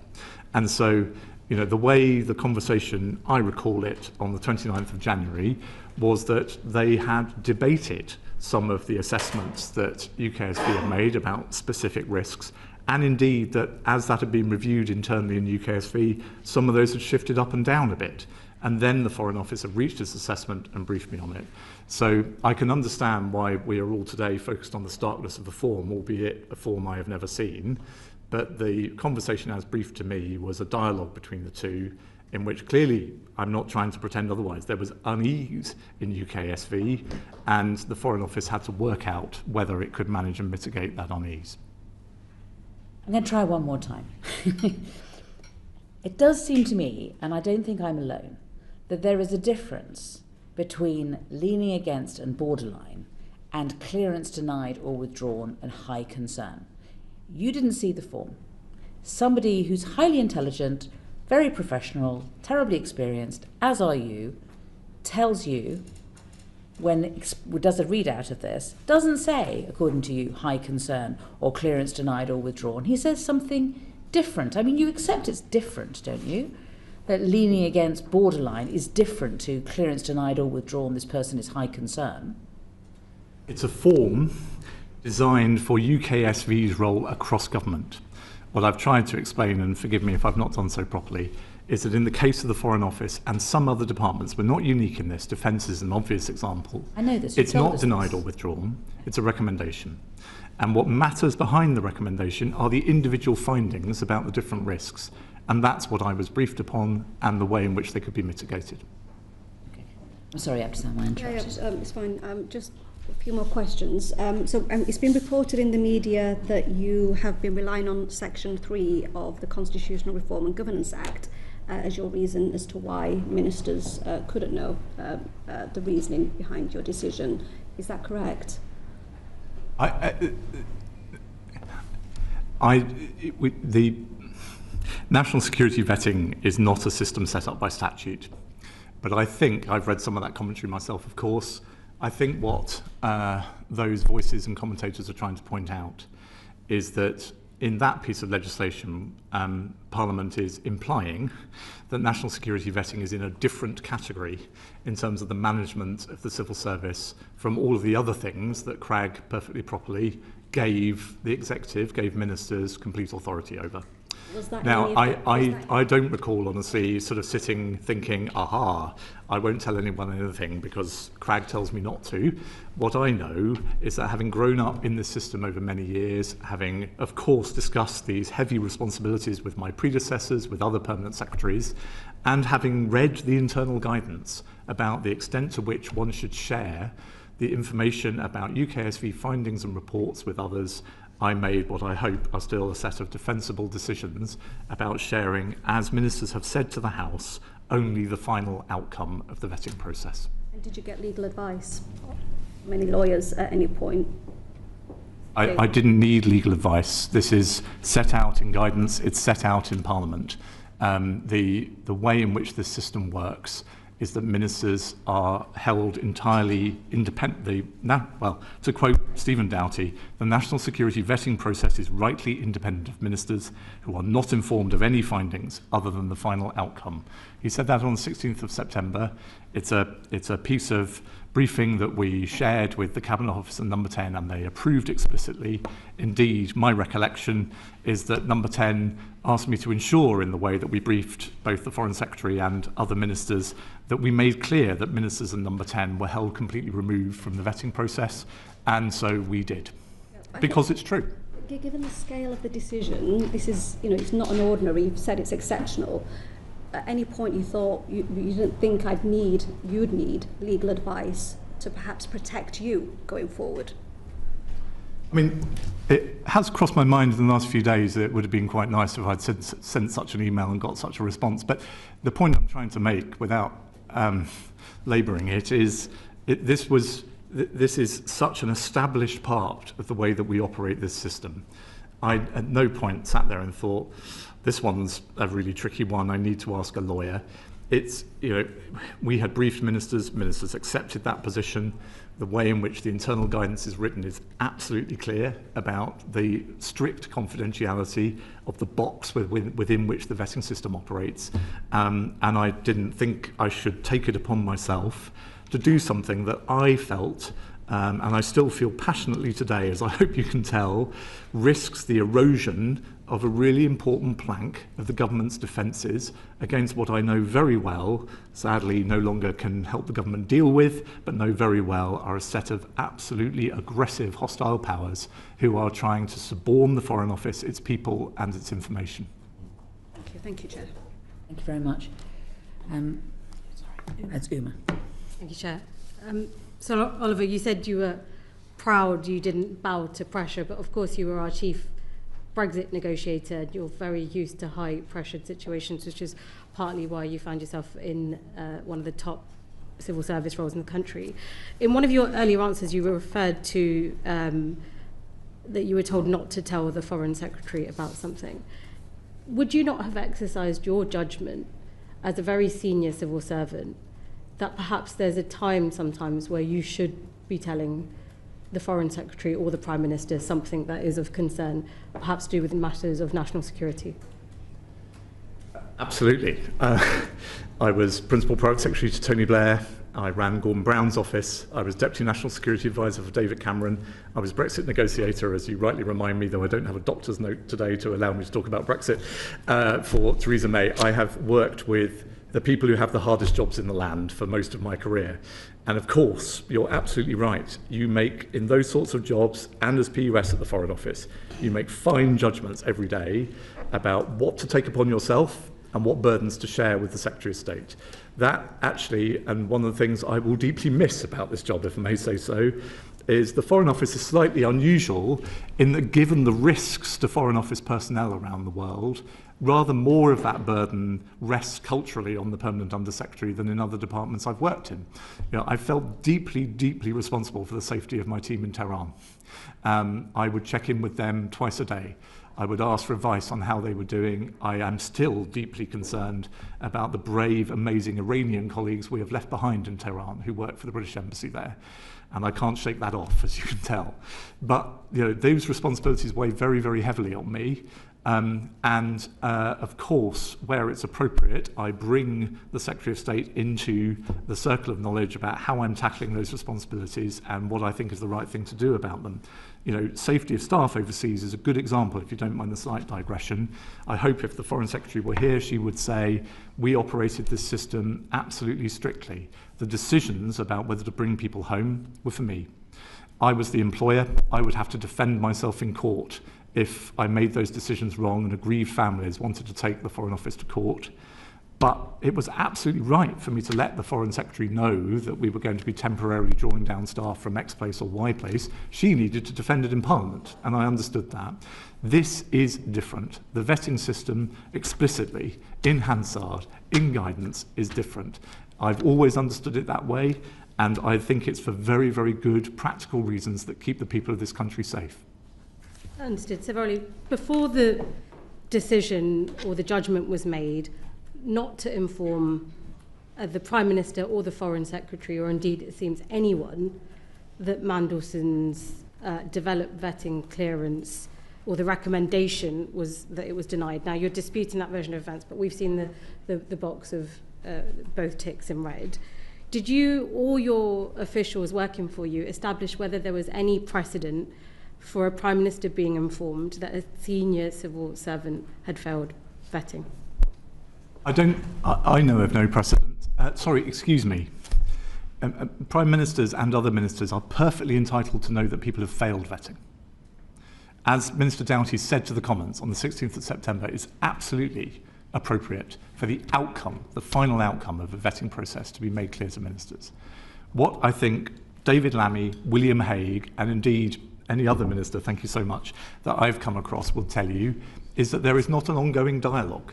Senior officials don't pop upstairs into the Foreign Secretary's office and say, this one's a tricky one. You don't do it, because the minute you do, what that does is it erodes the very principle of the system. And you don't have to trust me on this. You know, the government's documentation on gov.uk to candidates for vetting is that the information you provide to us is regarded as, quote, vetting in confidence, unquote, and is only known to the vetting staff in UKSV dealing with the clearance and the personnel security team who make a decision on the clearance. I'm not asking about the contents of it. This is the most sensitive diplomatic appointment in British government. We have seen a form where both boxes were for denied. Did you not think to check if there is a precedent where someone's been denied to then inform the Foreign Secretary or the Prime Minister? I'm sorry to harp on. Peter Mandelson was not denied vetting. The recommendation the UKSV report, in the case of the Foreign Office and half a dozen other departments, makes a recommendation on the basis of findings. That's then assessed, and a decision is made by the department by a capable, experienced and expert team. So I didn't think I'd better go and find out whether people who've had some particular risks highlighted in a UKSV report have then had that information shared with the Prime Minister or with any other minister, because to do so would immediately have opened up the box of the vetting system, which I hold to this hour is an important part of our national defences. Let me pivot to a slightly different way, because the form that we've seen that you're saying you've not previously seen, both the boxes were red, where it's high concern and clearance denied or withdrawn. But you're saying that's not a failure of vetting. So, related but separate. Once the disclosure of once Bloomberg had some emails disclosed to them and the Prime Minister was going forward at Prime Minister's questions, did you not think it was worth revisiting the UKSV document or having those discussions? And/or did you ever have any discussions about withdrawing security clearance now that new information has come to light? So on the second part of your question, it didn't arise, honestly, because with Mandelson having been sacked with immediate effect from his post in Washington, his access to classified information was withdrawn immediately. And so, although, as you will know from the public documents, it took some days or even a couple of weeks for him to leave the government's payroll, the national security risk he could, in theory, have posed was eliminated immediately. The first part of your question again, sorry? Once the Bloomberg, that cache of emails that Bloomberg had came to light, and you knew and this is questions on judgment, and I think I asked you this last time on the transcript, and so Chris Warmold actually told us in answer to some of these questions that the due diligence has two parts. There's identification of information and then there's judgment. You knew that the Prime Minister was set to stand at the dispatch box and vouch for one of your members of staff. Yeah. You were rightly concerned with your staff's reputation, but my question to you at that time was, were you not worried about the Prime Minister being misled? Were you not worried about him misleading the House, given that you had not told him the full picture? Yeah, I hope I've explained. I don't think that it would have been proper for me to expose what you call the full picture to the Prime Minister. I don't think I had an obligation to do that. I believe very strongly I had an obligation not to do that. What I do remember distinctly is in the immediate aftermath of his sacking as the Prime Minister's nominee to Washington, I did consider the asking for the UKSV underlying documentation. And that was discussed on my behalf with the Cabinet Office, who initially said that I needed a national security justification for reading that documentation. And that's completely consistent with my understanding of the system. I'm sorry to sound like a broken record. Is there a record of this? Of this conversation? I'm afraid you'll have to ask the department. The point that I'm trying to make is that then... Is there a record of you asking? You would have thought about this and thought, I think I should look into this. I think I'm going to make this request, and these are the reasons why I'm going to make this request. Did you make a note of that? Personally, I don't remember doing so. I'm sure there will be evidence that you could take that will stand that up. The thing I'm trying to get to, and is that actually the Cabinet Office's response made sense to me. This is a hermetically sealed box. And just because it's convenient to you as Permanent Undersecretary or reputationally timely to review this documentation, that doesn't mean you should do so. And so I think they changed their view later, and I also respect the reasons they might have changed their view. There was a lot of dialogue between the Foreign Office and the Cabinet Office as to who precisely owned this risk. But what I'm saying to you is, yes, it did cross my mind, but I wasn't surprised at the immediate reaction. Further follow-up, Chair. Sorry, there is a on-record instance of a Prime Minister being told of a senior official having their security clearance withdrawn. The Prime Minister of the day was Margaret Thatcher, and she made a written statement to the House of Commons in 1987 setting out the withdrawal of security clearance of Sir Maurice Oldfield, who was former head of MI6. His security clearance was withdrawn. Now, you're talking about processes and the rules as it stands, but how come Margaret Thatcher was able to be told that someone's security clearance had failed and then it was subsequently withdrawn, but with Peter Mandelson, all the issues arising about his security matters are not being considered in that same vein? Even I'm afraid I do at this stage need a tiny bit of levity. I was 12, so I don't remember I'm conscious of the passing of the years, given it was my birthday yesterday, but I was only 12. The thing, the point you're, if I may say so, helpfully making is the Prime Minister was completely appropriately told the outcome of the process, is my guess. She chose to make that public, as I remember it, not from age 12, but from an amateur interest in history. There were some very particular circumstances around that case, and the Prime Minister chose to make that public.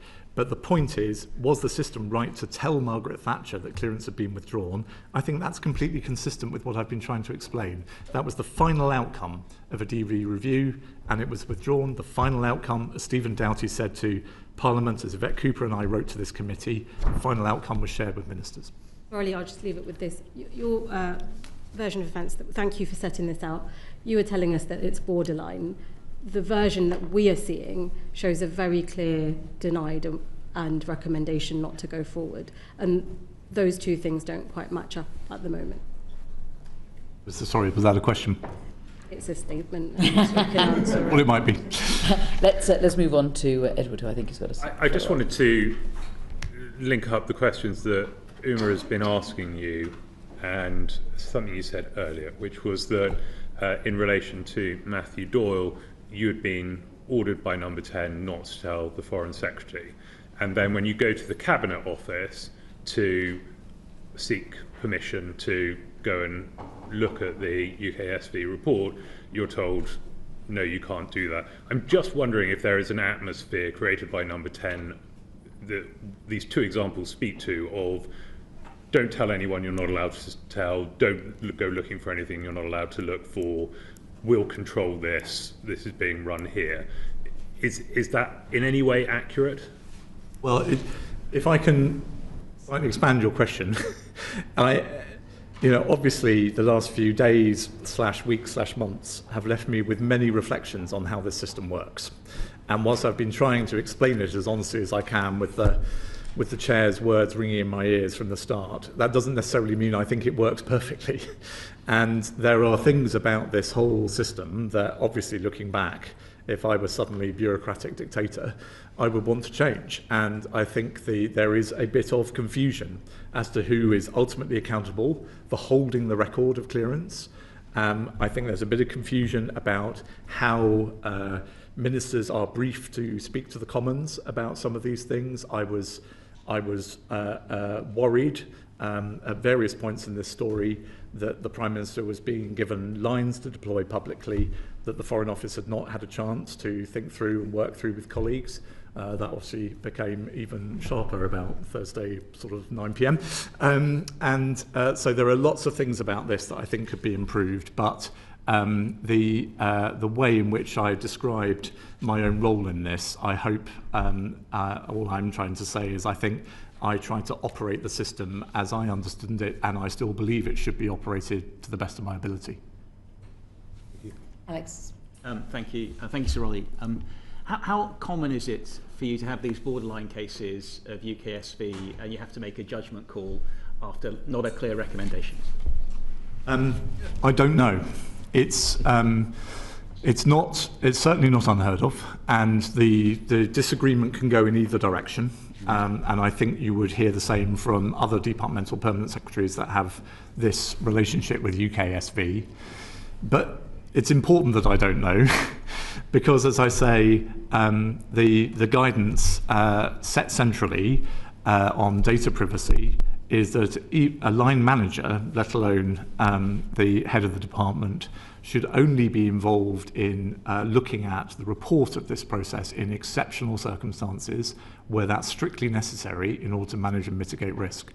Now, in this case, I don't think it's breaching any confidence to say, as the occupant of our most senior bilateral ambassadorial role, Mandelson's line manager was about to be me.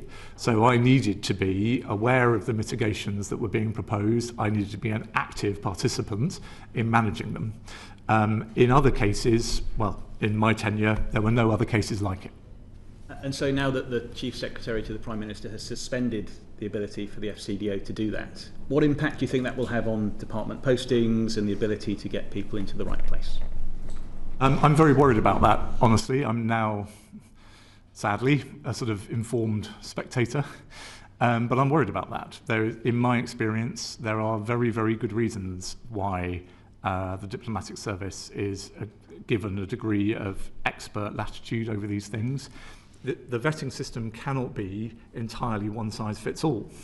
The risks that are manageable in the Food Standards Agency are different from the risks that are manageable in our embassy in Beijing. And the Foreign Office, for people to obtain vetting in the Foreign Office, our candidates very often have a broader and deeper range of international contacts and experience than most. International contacts, of course, are an area of focus for the DV process.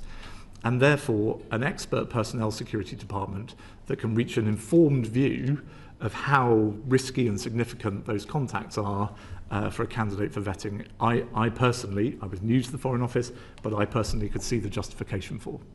So in your view, after this review is conducted, there should be some leeway for the Foreign Office to continue to exercise some judgment over posting. It should not be entirely down to UKSV in the future. I hope it's fair to say that among my reflections when I answered Mr. Morello on how I would change the system, this isn't one aspect of it I would change. Okay. Was Peter Mandelson granted strap access to the highest levels of classified information? I believe he was, and that the strap system, which, to be honest, I should be even more careful about than I have been about the DV process for, as many members of the committee will know, very, very good reasons. That is operated entirely independent even of the department. So it was clear to me he'd received strap clearance. That offered me a degree of extra reassurance, because what I've just said about the DV process and international contacts, as I understand it, is an even heavier focus of the strap process, given that that's really about the protection of our most sensitive intelligence material from hostile foreign actors. But beyond that, I can't tell you very much because it's a yes or no from the STRAP authorities, not the conversation that I've been describing between UKSV and the Foreign Office. And the concerns that UKSV would have raised during the DV process, would those same concerns been raised during the STRAP process, and would they have been addressed in any different way? I'm not trying to duck your question, but I don't want to give you false information. I think if you want evidence on how the STRAP process works, you should probably ask the government for it. I certainly remember at the time we granted DV that it gave us a degree of extra reassurance to know that the STRAP authorities would have a fresh opportunity to take a view on some of the things that we considered in that process. Did the intelligence services at any point share any concerns about Peter Mandelson being the appointment as the US ambassador? I can only speak to my tenure, and the answer to that would be no.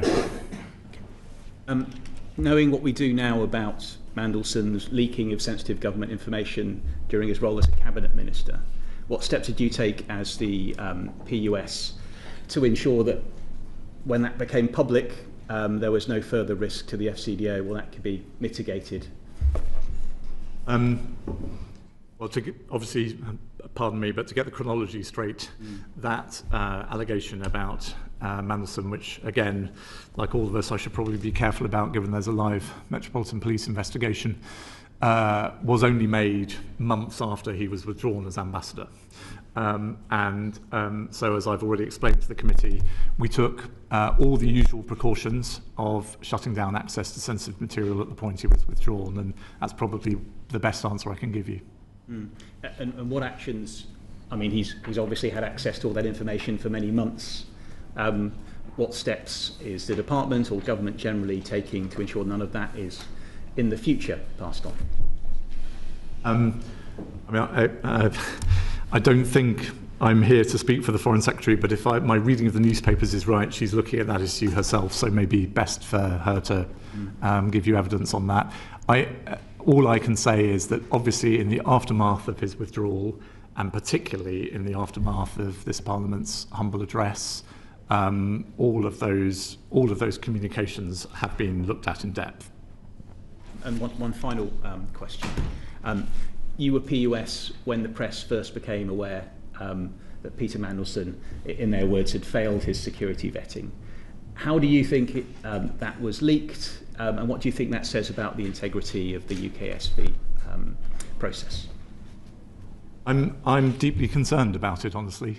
I mean, it probably flows from the rest of the evidence I've been giving you this morning. I think this system does not work if candidates for it don't understand that this is an entirely different category of protection. And losing that confidence, you know, I know it's a cliche, but that trust once gone cannot be got back. Thousands of people go through this process. Thousands and thousands of documents and sensitive issues and operations depend upon it.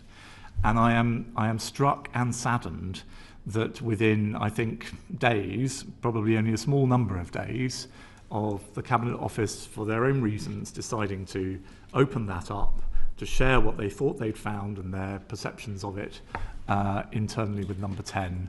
I'm not making accusations at anybody. It's not my business to do so. I hope they're being very rigorously investigated and the prosecutions will result, because this is a grievous breach of national security. Okay, so you believe it was after the Cabinet Office and Number 10 had access to those documents that the press was made aware of these detailed national security vetting procedures? I've not seen the advice that went to the Prime Minister. All I am able to do, I'm not an investigator, all I'm able to do is put two and two together, which is that the first I heard of this deep concern and briefing of it to the Prime Minister was only really hours before it appeared in The Guardian. Fleur. Thank you, Chair, and thank you, Sir Olly. I've got questions about three different aspects of the process. Going back to the very beginning, before you started, there were conversations between Peter Mandelson and Number 10. So yesterday, the Prime Minister said, "It was clear to me that Peter Mandelson's answers to my staff in the due diligence exercise, before you started, were not truthful and I sacked him."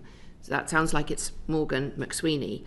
But when you came into the office, did you have notes of any interview that Morgan McSweeney had held with Peter Mandelson as a part of the due diligence or even the pre-due diligence when talking about appointing him? Did you see notes of this interview that may have given you concerns that could then have influenced how you saw the vetting process continue?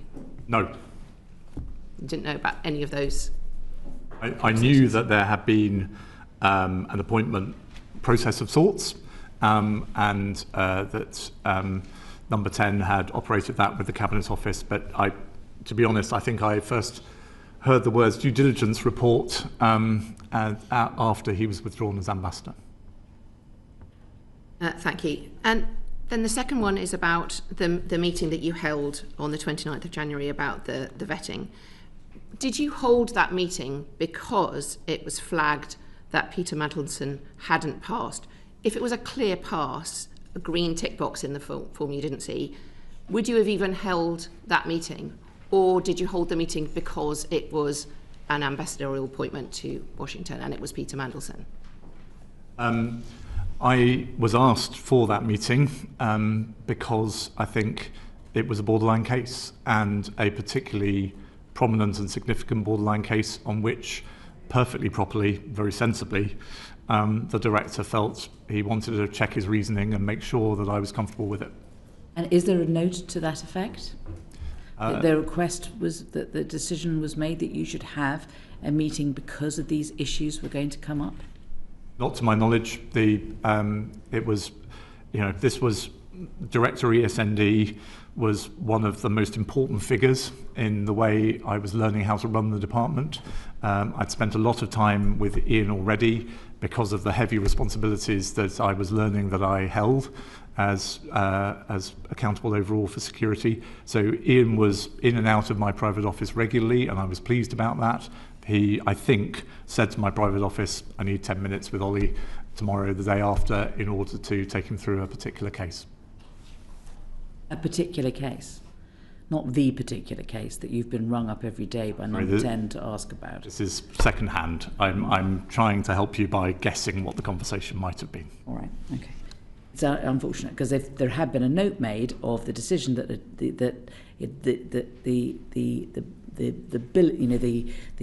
putting into the diary of a meeting that was going to take place for particular purposes and with particular reasons, if there had been a note of that, then we wouldn't need to guess at the reasons for it, and Fleur would be able to get fuller answers to the questions that she's asking.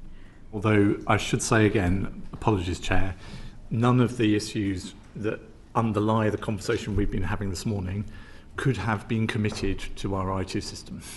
So, and for all I know, my diary will say that there is an appointment with Director ESND, but the office were not allowed. It would have been a serious breach for them to try and explain in that appointment in my calendar what the underlying questions were. You can make notes to your private office, can't you, about what you're doing and why? What was done, I think, entirely appropriately, was that the decision was recorded the next day. Thank you. I think what we're getting to here is that when the Prime Minister was told the process was just carried out and it was passed, actually there were different layers to this process than normally happened because of the borderline case that you described. So the meeting was held because of the borderline case.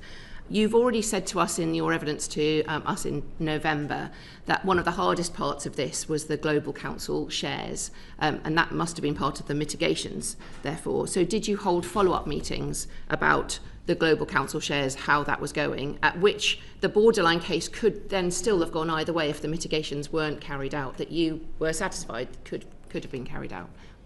I had many discussions with Mandelson about his Global Council stake and how we manage it, not just the shares but also the relationships that he would have built up as chairman of Global Council, founder, and we had a mitigation strategy in place for dealing with those. The main prism through which I saw those, Ms. Anderson, was managing conflicts of interest, which is not, strictly speaking, a national security issue.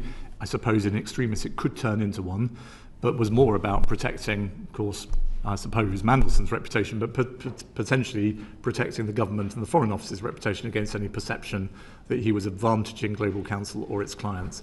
And that was the dialogue I had with him, starting, I think, a couple of days after his DV clearance was given. Conflict of interest management, as I may have said to the committee when we talked about this back in November, is an iterative process. You know, it would be a serious mistake to say all conflicts are managed, tick, let's forget about it. You have to actively manage them, so we kept coming back to it. And also, in order to give me greater confidence, with his permission, I briefed his office and his senior team in Washington to help me keep an eye on any perceptions of conflict as his term as ambassador advanced. Thank you. And when other ambassadors are appointed, it is normal that they've been through the process. This is a separate issue. I understand that they would have been through developed vetting as a normal part of their appointment before that.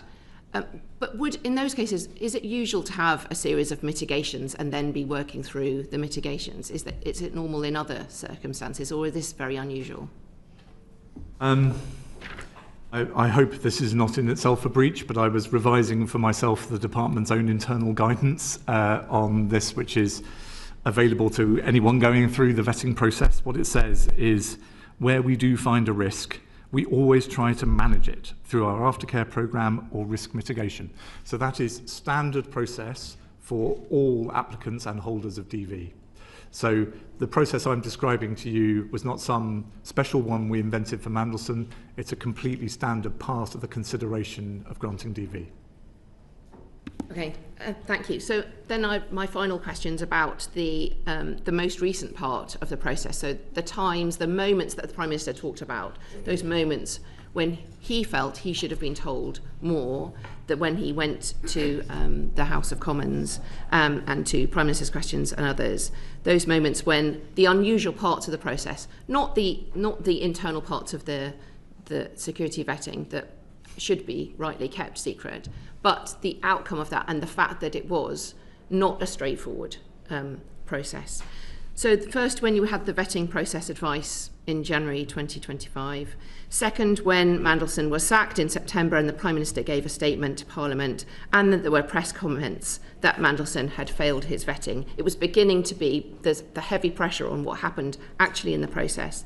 Then third and fourth, when you appeared before us in November and that you wrote to the chair of this committee. Fifth, there was PMQs and the humble address debate on the 4th of February. And then sixth, the response to the humble address debate on the 16th of March. Every single time it was either the Foreign Secretary or the Prime Minister or another minister making a statement who had to stand up in front of the House of Commons and other places to justify the process going on. Was it your same decision every single time that the due process had been followed and that's the only thing that should be disclosed? Or did you receive advice during that time from security specialists, from proprietary specialists? We've already talked about legal advice, that the decision to withhold the information about the vetting outcome should remain the same, or did it change through that time? Did you receive further advice? It's a great question. Do you mind a slightly long answer? Because there's a lot here.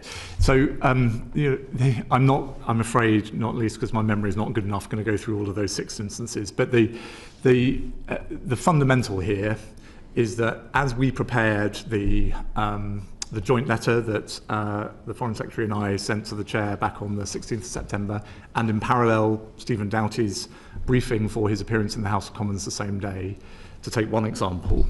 We prepared all of that, not just in consultation with the Cabinet Office and Number 10, but as I recall it, with Number 10 telling us that we needed to make definitively clear that ministers and Number 10 were not involved in the vetting process in any way.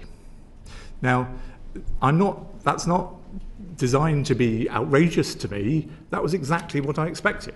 That was exactly the basis on which I have been operating the process since I was appointed Permanent Under Secretary, and is consistent, I hope, with my evidence both in November and to you today. So as we then worked to satisfy the need of Parliament, of this committee, for as much as we could safely give, we always had that in the back of our minds, and we had it I thought, with the confidence of knowing that that was understood to be the position between us, ministers, and Number 10. And so it shouldn't, I hope, then come as a surprise to think that at each of these junctures, I'm not, one scapegoat for this is enough. But I have seen, I remember there being not a single dissenting voice amongst my senior team, my security team, my personnel team, that we were taking exactly the right approach. And I certainly don't remember being challenged about it by ministers.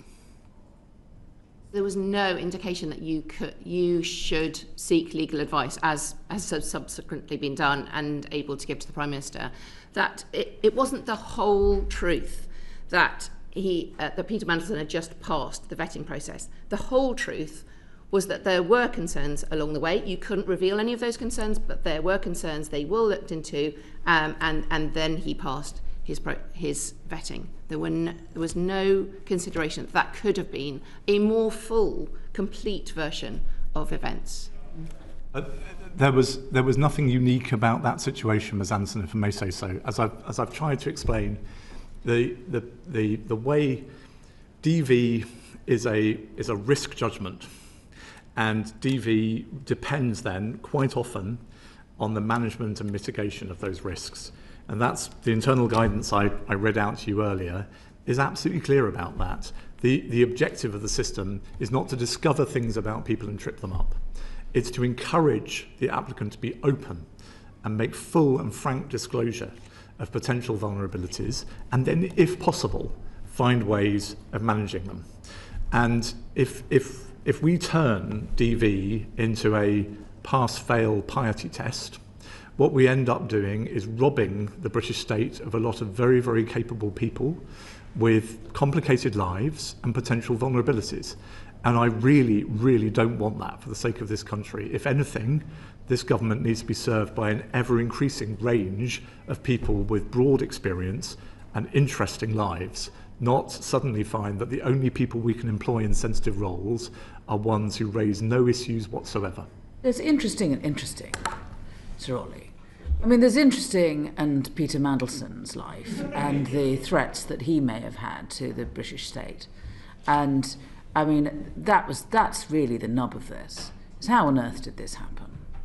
The things that you might say are interesting, sorry, I can't quite shake 20 years in Whitehall. The things you might say are interesting, Chair.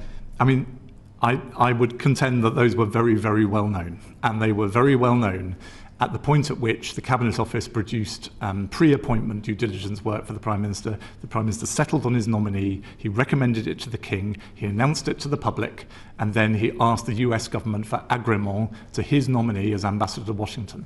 So I could agree with you, but I don't think there's not a sort of big surprise in the fact that Peter Mandelson had an interesting life.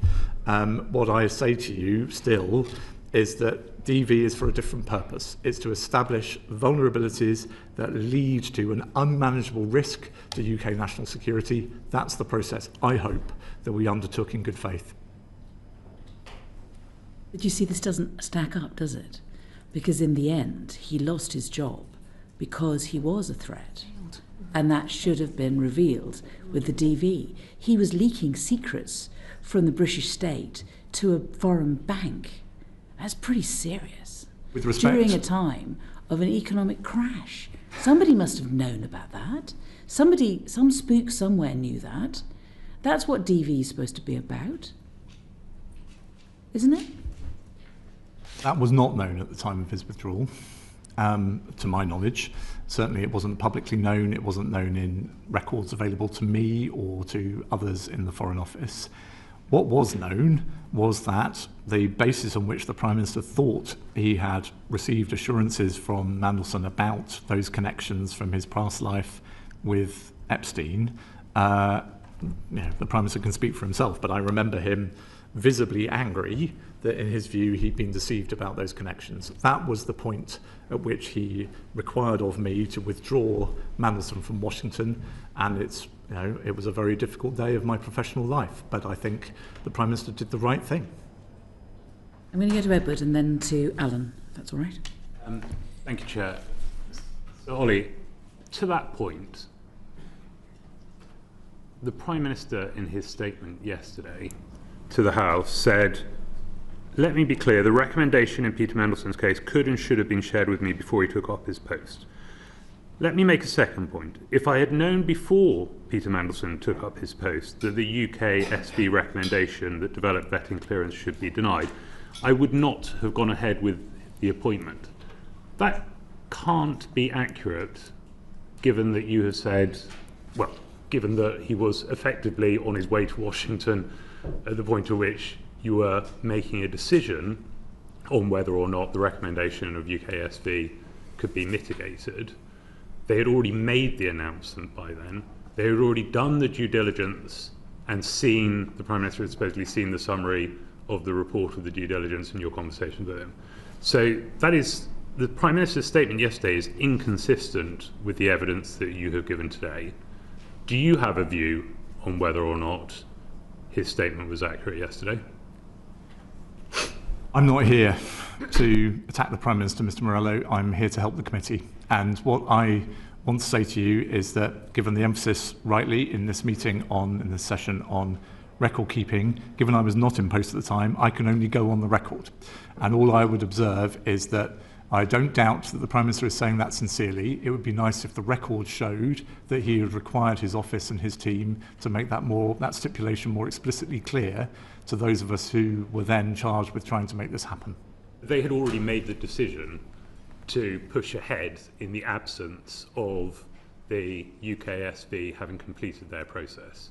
So the idea that you can say, I wouldn't have done it if I'd known the results of the UKSV, while at the same time imposing a process in which the UKSV could never have been completed in time for him to take up that post. Those two things cannot both be true. I see what you're driving at, Mr. Morello, but just to focus on the chronology for a second, I think in many ways, to a diplomat, one of the most significant steps in this process was pushing the US administration for agrément. I'm sorry it's such a pompous phrase, but that is important in the world of diplomacy.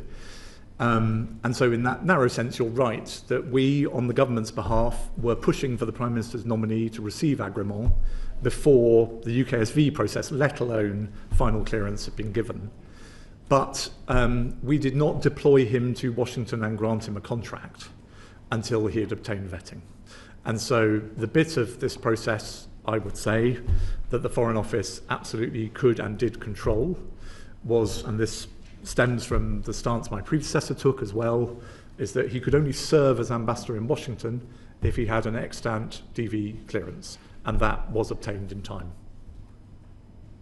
I want to go back to Alan, please. Thank you, Chair, and thank you for your time today, Sir Olly. I'm going to take us to the last couple of days and weeks. The Cabinet Office obtained the vetting file on the 25th of March. Had you been resisting sharing that, or part of some push to stop the Prime Minister from seeing relevant information, potentially as part of some cover-up? I should say before I go any further, it's nice of the committee to keep thanking me for my time. My diary is wide open. On the point you make, which is obviously, sorry for the levity, that is a very serious point. We were having these debates between Cabinet Office, Foreign Office, other departments as well, though they should speak for themselves. Obviously, in the aftermath of the humble address, the wording of the humble address motion is honestly a bit inconclusive about exactly what Parliament wanted of the government in connection with vetting. Vetting is raised, but in a rather oddly specific context, I can say now as a non-official. And so there was a live conversation involving us, Cabinet Office and others about what that scope really meant and how we might satisfy it. I would not resile for a second from the Foreign Office's position in that conversation, and I'm not trying to hide from it. I certainly held this view, but I was also advised it was the correct view, and others in the Foreign Office took it too, and we were not alone in Whitehall in taking this position, was that, for all the reasons I have gone on about this morning, that to open that box is to do something that has long-term damaging and chilling implications for UK national security. And yeah, I will not hide from the fact that my department, including me, took that view in those internal discussions. But you said didn't want to share. we did not own the material. So this was a debate about whether the Cabinet Office opened their own safe. And in the end, they chose to do so. I would still have wished that they didn't, not because of what's happened to me, but because of all of the factors I've tried to lay out for you this morning. And consistently, we continue to advise that they shouldn't. I think at various points in this story, though, of course, they will speak for themselves, they were quite convinced by that view. I mean, I certainly recall being debriefed on meetings with the Cabinet Office in which they had been very worried about the implications of opening the box, and indeed, I think, again, they'll speak for themselves, but had discussed some of that openly with the ISC as part of the humble address follow-up. So, I'm not putting words in your mouth, Mr. Gemmell, but this was certainly not a question of Cabinet Office having one firm view, sunshine is the best, blah, blah, blah. Foreign Office says absolutely not, because we own the file and we're terribly secretive about it. They own the file. We thought that the government and national security was best protected by trying to stick to the principles that I've described to you this morning. That was not just my personal view, but that was the strong view of my senior team. Thank you. Yesterday in the House, the Prime Minister said that officials in the Foreign Office saw fit to withhold information on Mandelson's vetting from the most senior ministers in our system. Is that how you see it? No. Once the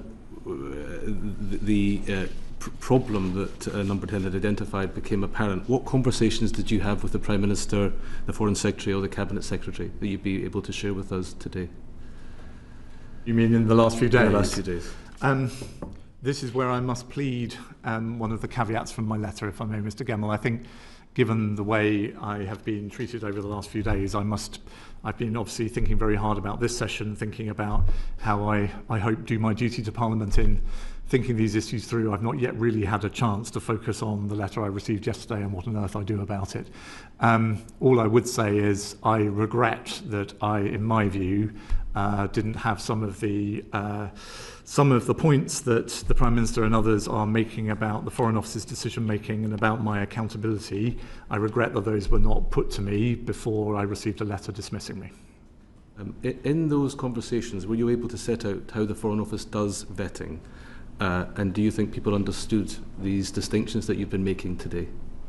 I've certainly tried to set them out, but as I'm straying too far. I think what I've tried to offer you today, Mr. Gemmell, and the committee, is that I think a lot of the things that have been said about the system over the last couple of days are, to put it kindly, a bit misguided. And I've tried to be, I know it's complicated, I know it's full of jargon, it is a vital system for the protection of this country, and I hope I have laid it out clearly and honestly.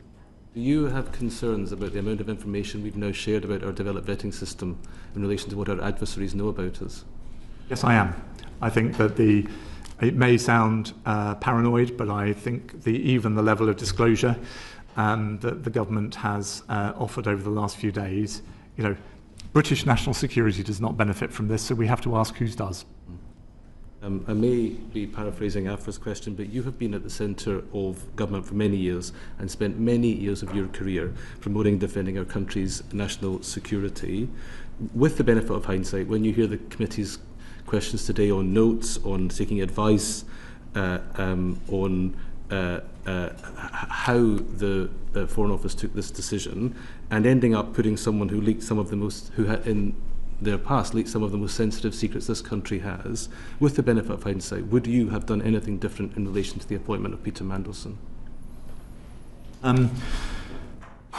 Anything different? That's very sweeping, Mr. Gemmell. I've tried to be open. There are various aspects of this system I think could be improved, and maybe I wish I'd had the time to offer that as a general view about the way we operate the system at various points in my tenure. But I think in the way you generously asked the question, what I reflect on most is that the British state is dissecting itself to some extent in public over this. I understand why, and this morning I've tried now as a private citizen to support that process. I do reflect honestly on my wonderful colleagues who are sat in the British Embassy in Moscow or the British Embassy in Beijing and are subjected to incredible pressure. And the way I try to lead them and support them during my time as PUS. And of course, I find myself wondering who this helps. Thank you. Very good. We've just got a couple of questions from people who promised me they have one question each, so I'm going to keep them to it. Dan. Thanks, Chair.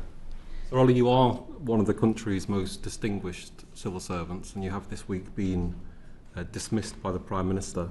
Can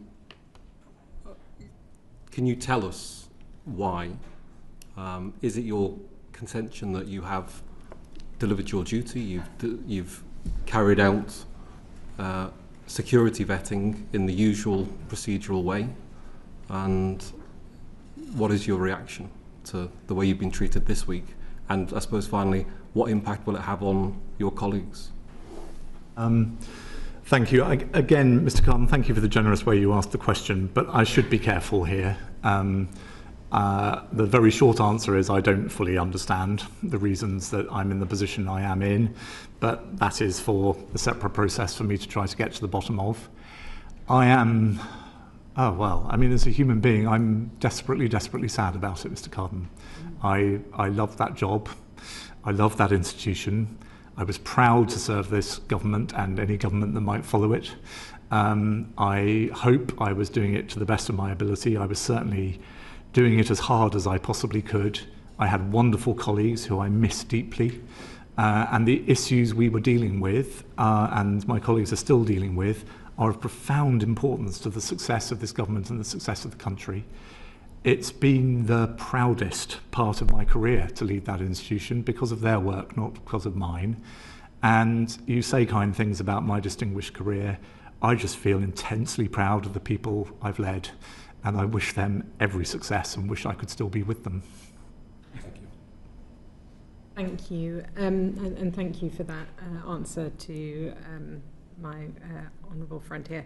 Yesterday, the Prime Minister was asked by the member for New Forest East, before sacking Olly Robbins last week, did the Prime Minister ask him why he overruled the verdict of security vetters, and if so, what was his explanation?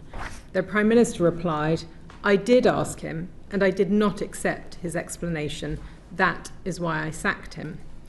Did the Prime Minister ask you, and what about your explanation do you think he did not agree with? It's a very legitimate question, Ms. Brandreth. The reason I wrote to the committee ahead of this hearing on this matter is I'm afraid, given I'm in unknown territory, honestly, for me personally, about the HR position I am in and what this means for my family, I must remain quiet on that until my advisors have told me what the appropriate thing to do is about it. All I would say in echoing the Chair's opening remarks is I hope I have been completely transparent as far as I can be in my understanding of process, guidance and precedent at every stage in this, and I wish I had been given more opportunities, given the confusion that clearly exists, to explain the process in more detail. But is it fair to say that he did ask you? I must reserve my position on that, if I may, because I think I will get into a situation where I'm saying things to this committee that I may need to rely on later. Sir John. Thank you. The Cabinet Office has been tasked with fulfilling the requirements of the humble address. Are you confident that that is being fulfilled to the letter, or are you aware of any other documents that have not yet been published which might help explain what has happened? Well, my team obviously were closely involved with the Cabinet Office in trying to satisfy the terms of the humble address over the last couple of months of my tenure in the job. It is maybe now I'm released, I can be slightly more open about this. It's a very, very hard motion to sensibly satisfy, if I may say so, to you as members of the House of Commons, because at its extreme, its wording, which requires us to offer up all electronic communications between Mandelson and pretty much anyone in the government system, could be anything from an intelligence report to a room booking. And so what we have been working through for the last couple of months is how on earth to interpret that in a way that satisfies the underlying, clearly legitimate, the government voted for it, desire of Parliament to understand more about the circumstances surrounding Mandelson, with not actually creating an unmanageable burden and frankly unmanageable national security risk for the operation of our diplomatic service. So I don't think today, sadly, it's for me to explain how the Foreign Office is working with the Cabinet Office to try to manage that, but I hope it helps my colleagues and indeed ministers left behind in the system to explain that that was a very, very difficult thing to work through. And are you aware of any documents which actually would be highly relevant to this matter but haven't been released? So there are clearly documents related to the terms of the motion that have not yet been released, because the release that's been made so far is I think, a relatively small proportion of what the government could choose to release in this process. There is obviously the ISC process in respect of international relations and national security, as you'll be aware, and I think there's a live dialogue, again, obviously now pleading that I'm no longer part of it, but a live dialogue between Cabinet Office, Foreign Office and ISC about how to manage that weight of material. That's it. Thank you very much. Thank you for coming in and for answering our questions. I hope that the questions that we've asked have covered the sort of questions that the public will also want to have had answers to, given how important this matter has become. And thank you for your time. And what I'd like to do is if you wouldn't mind, the press and the public could remain seated, and then if you're able to leave first, and then we'll release press and public after that. But I'm going to now finish the proceedings. Thank you very much.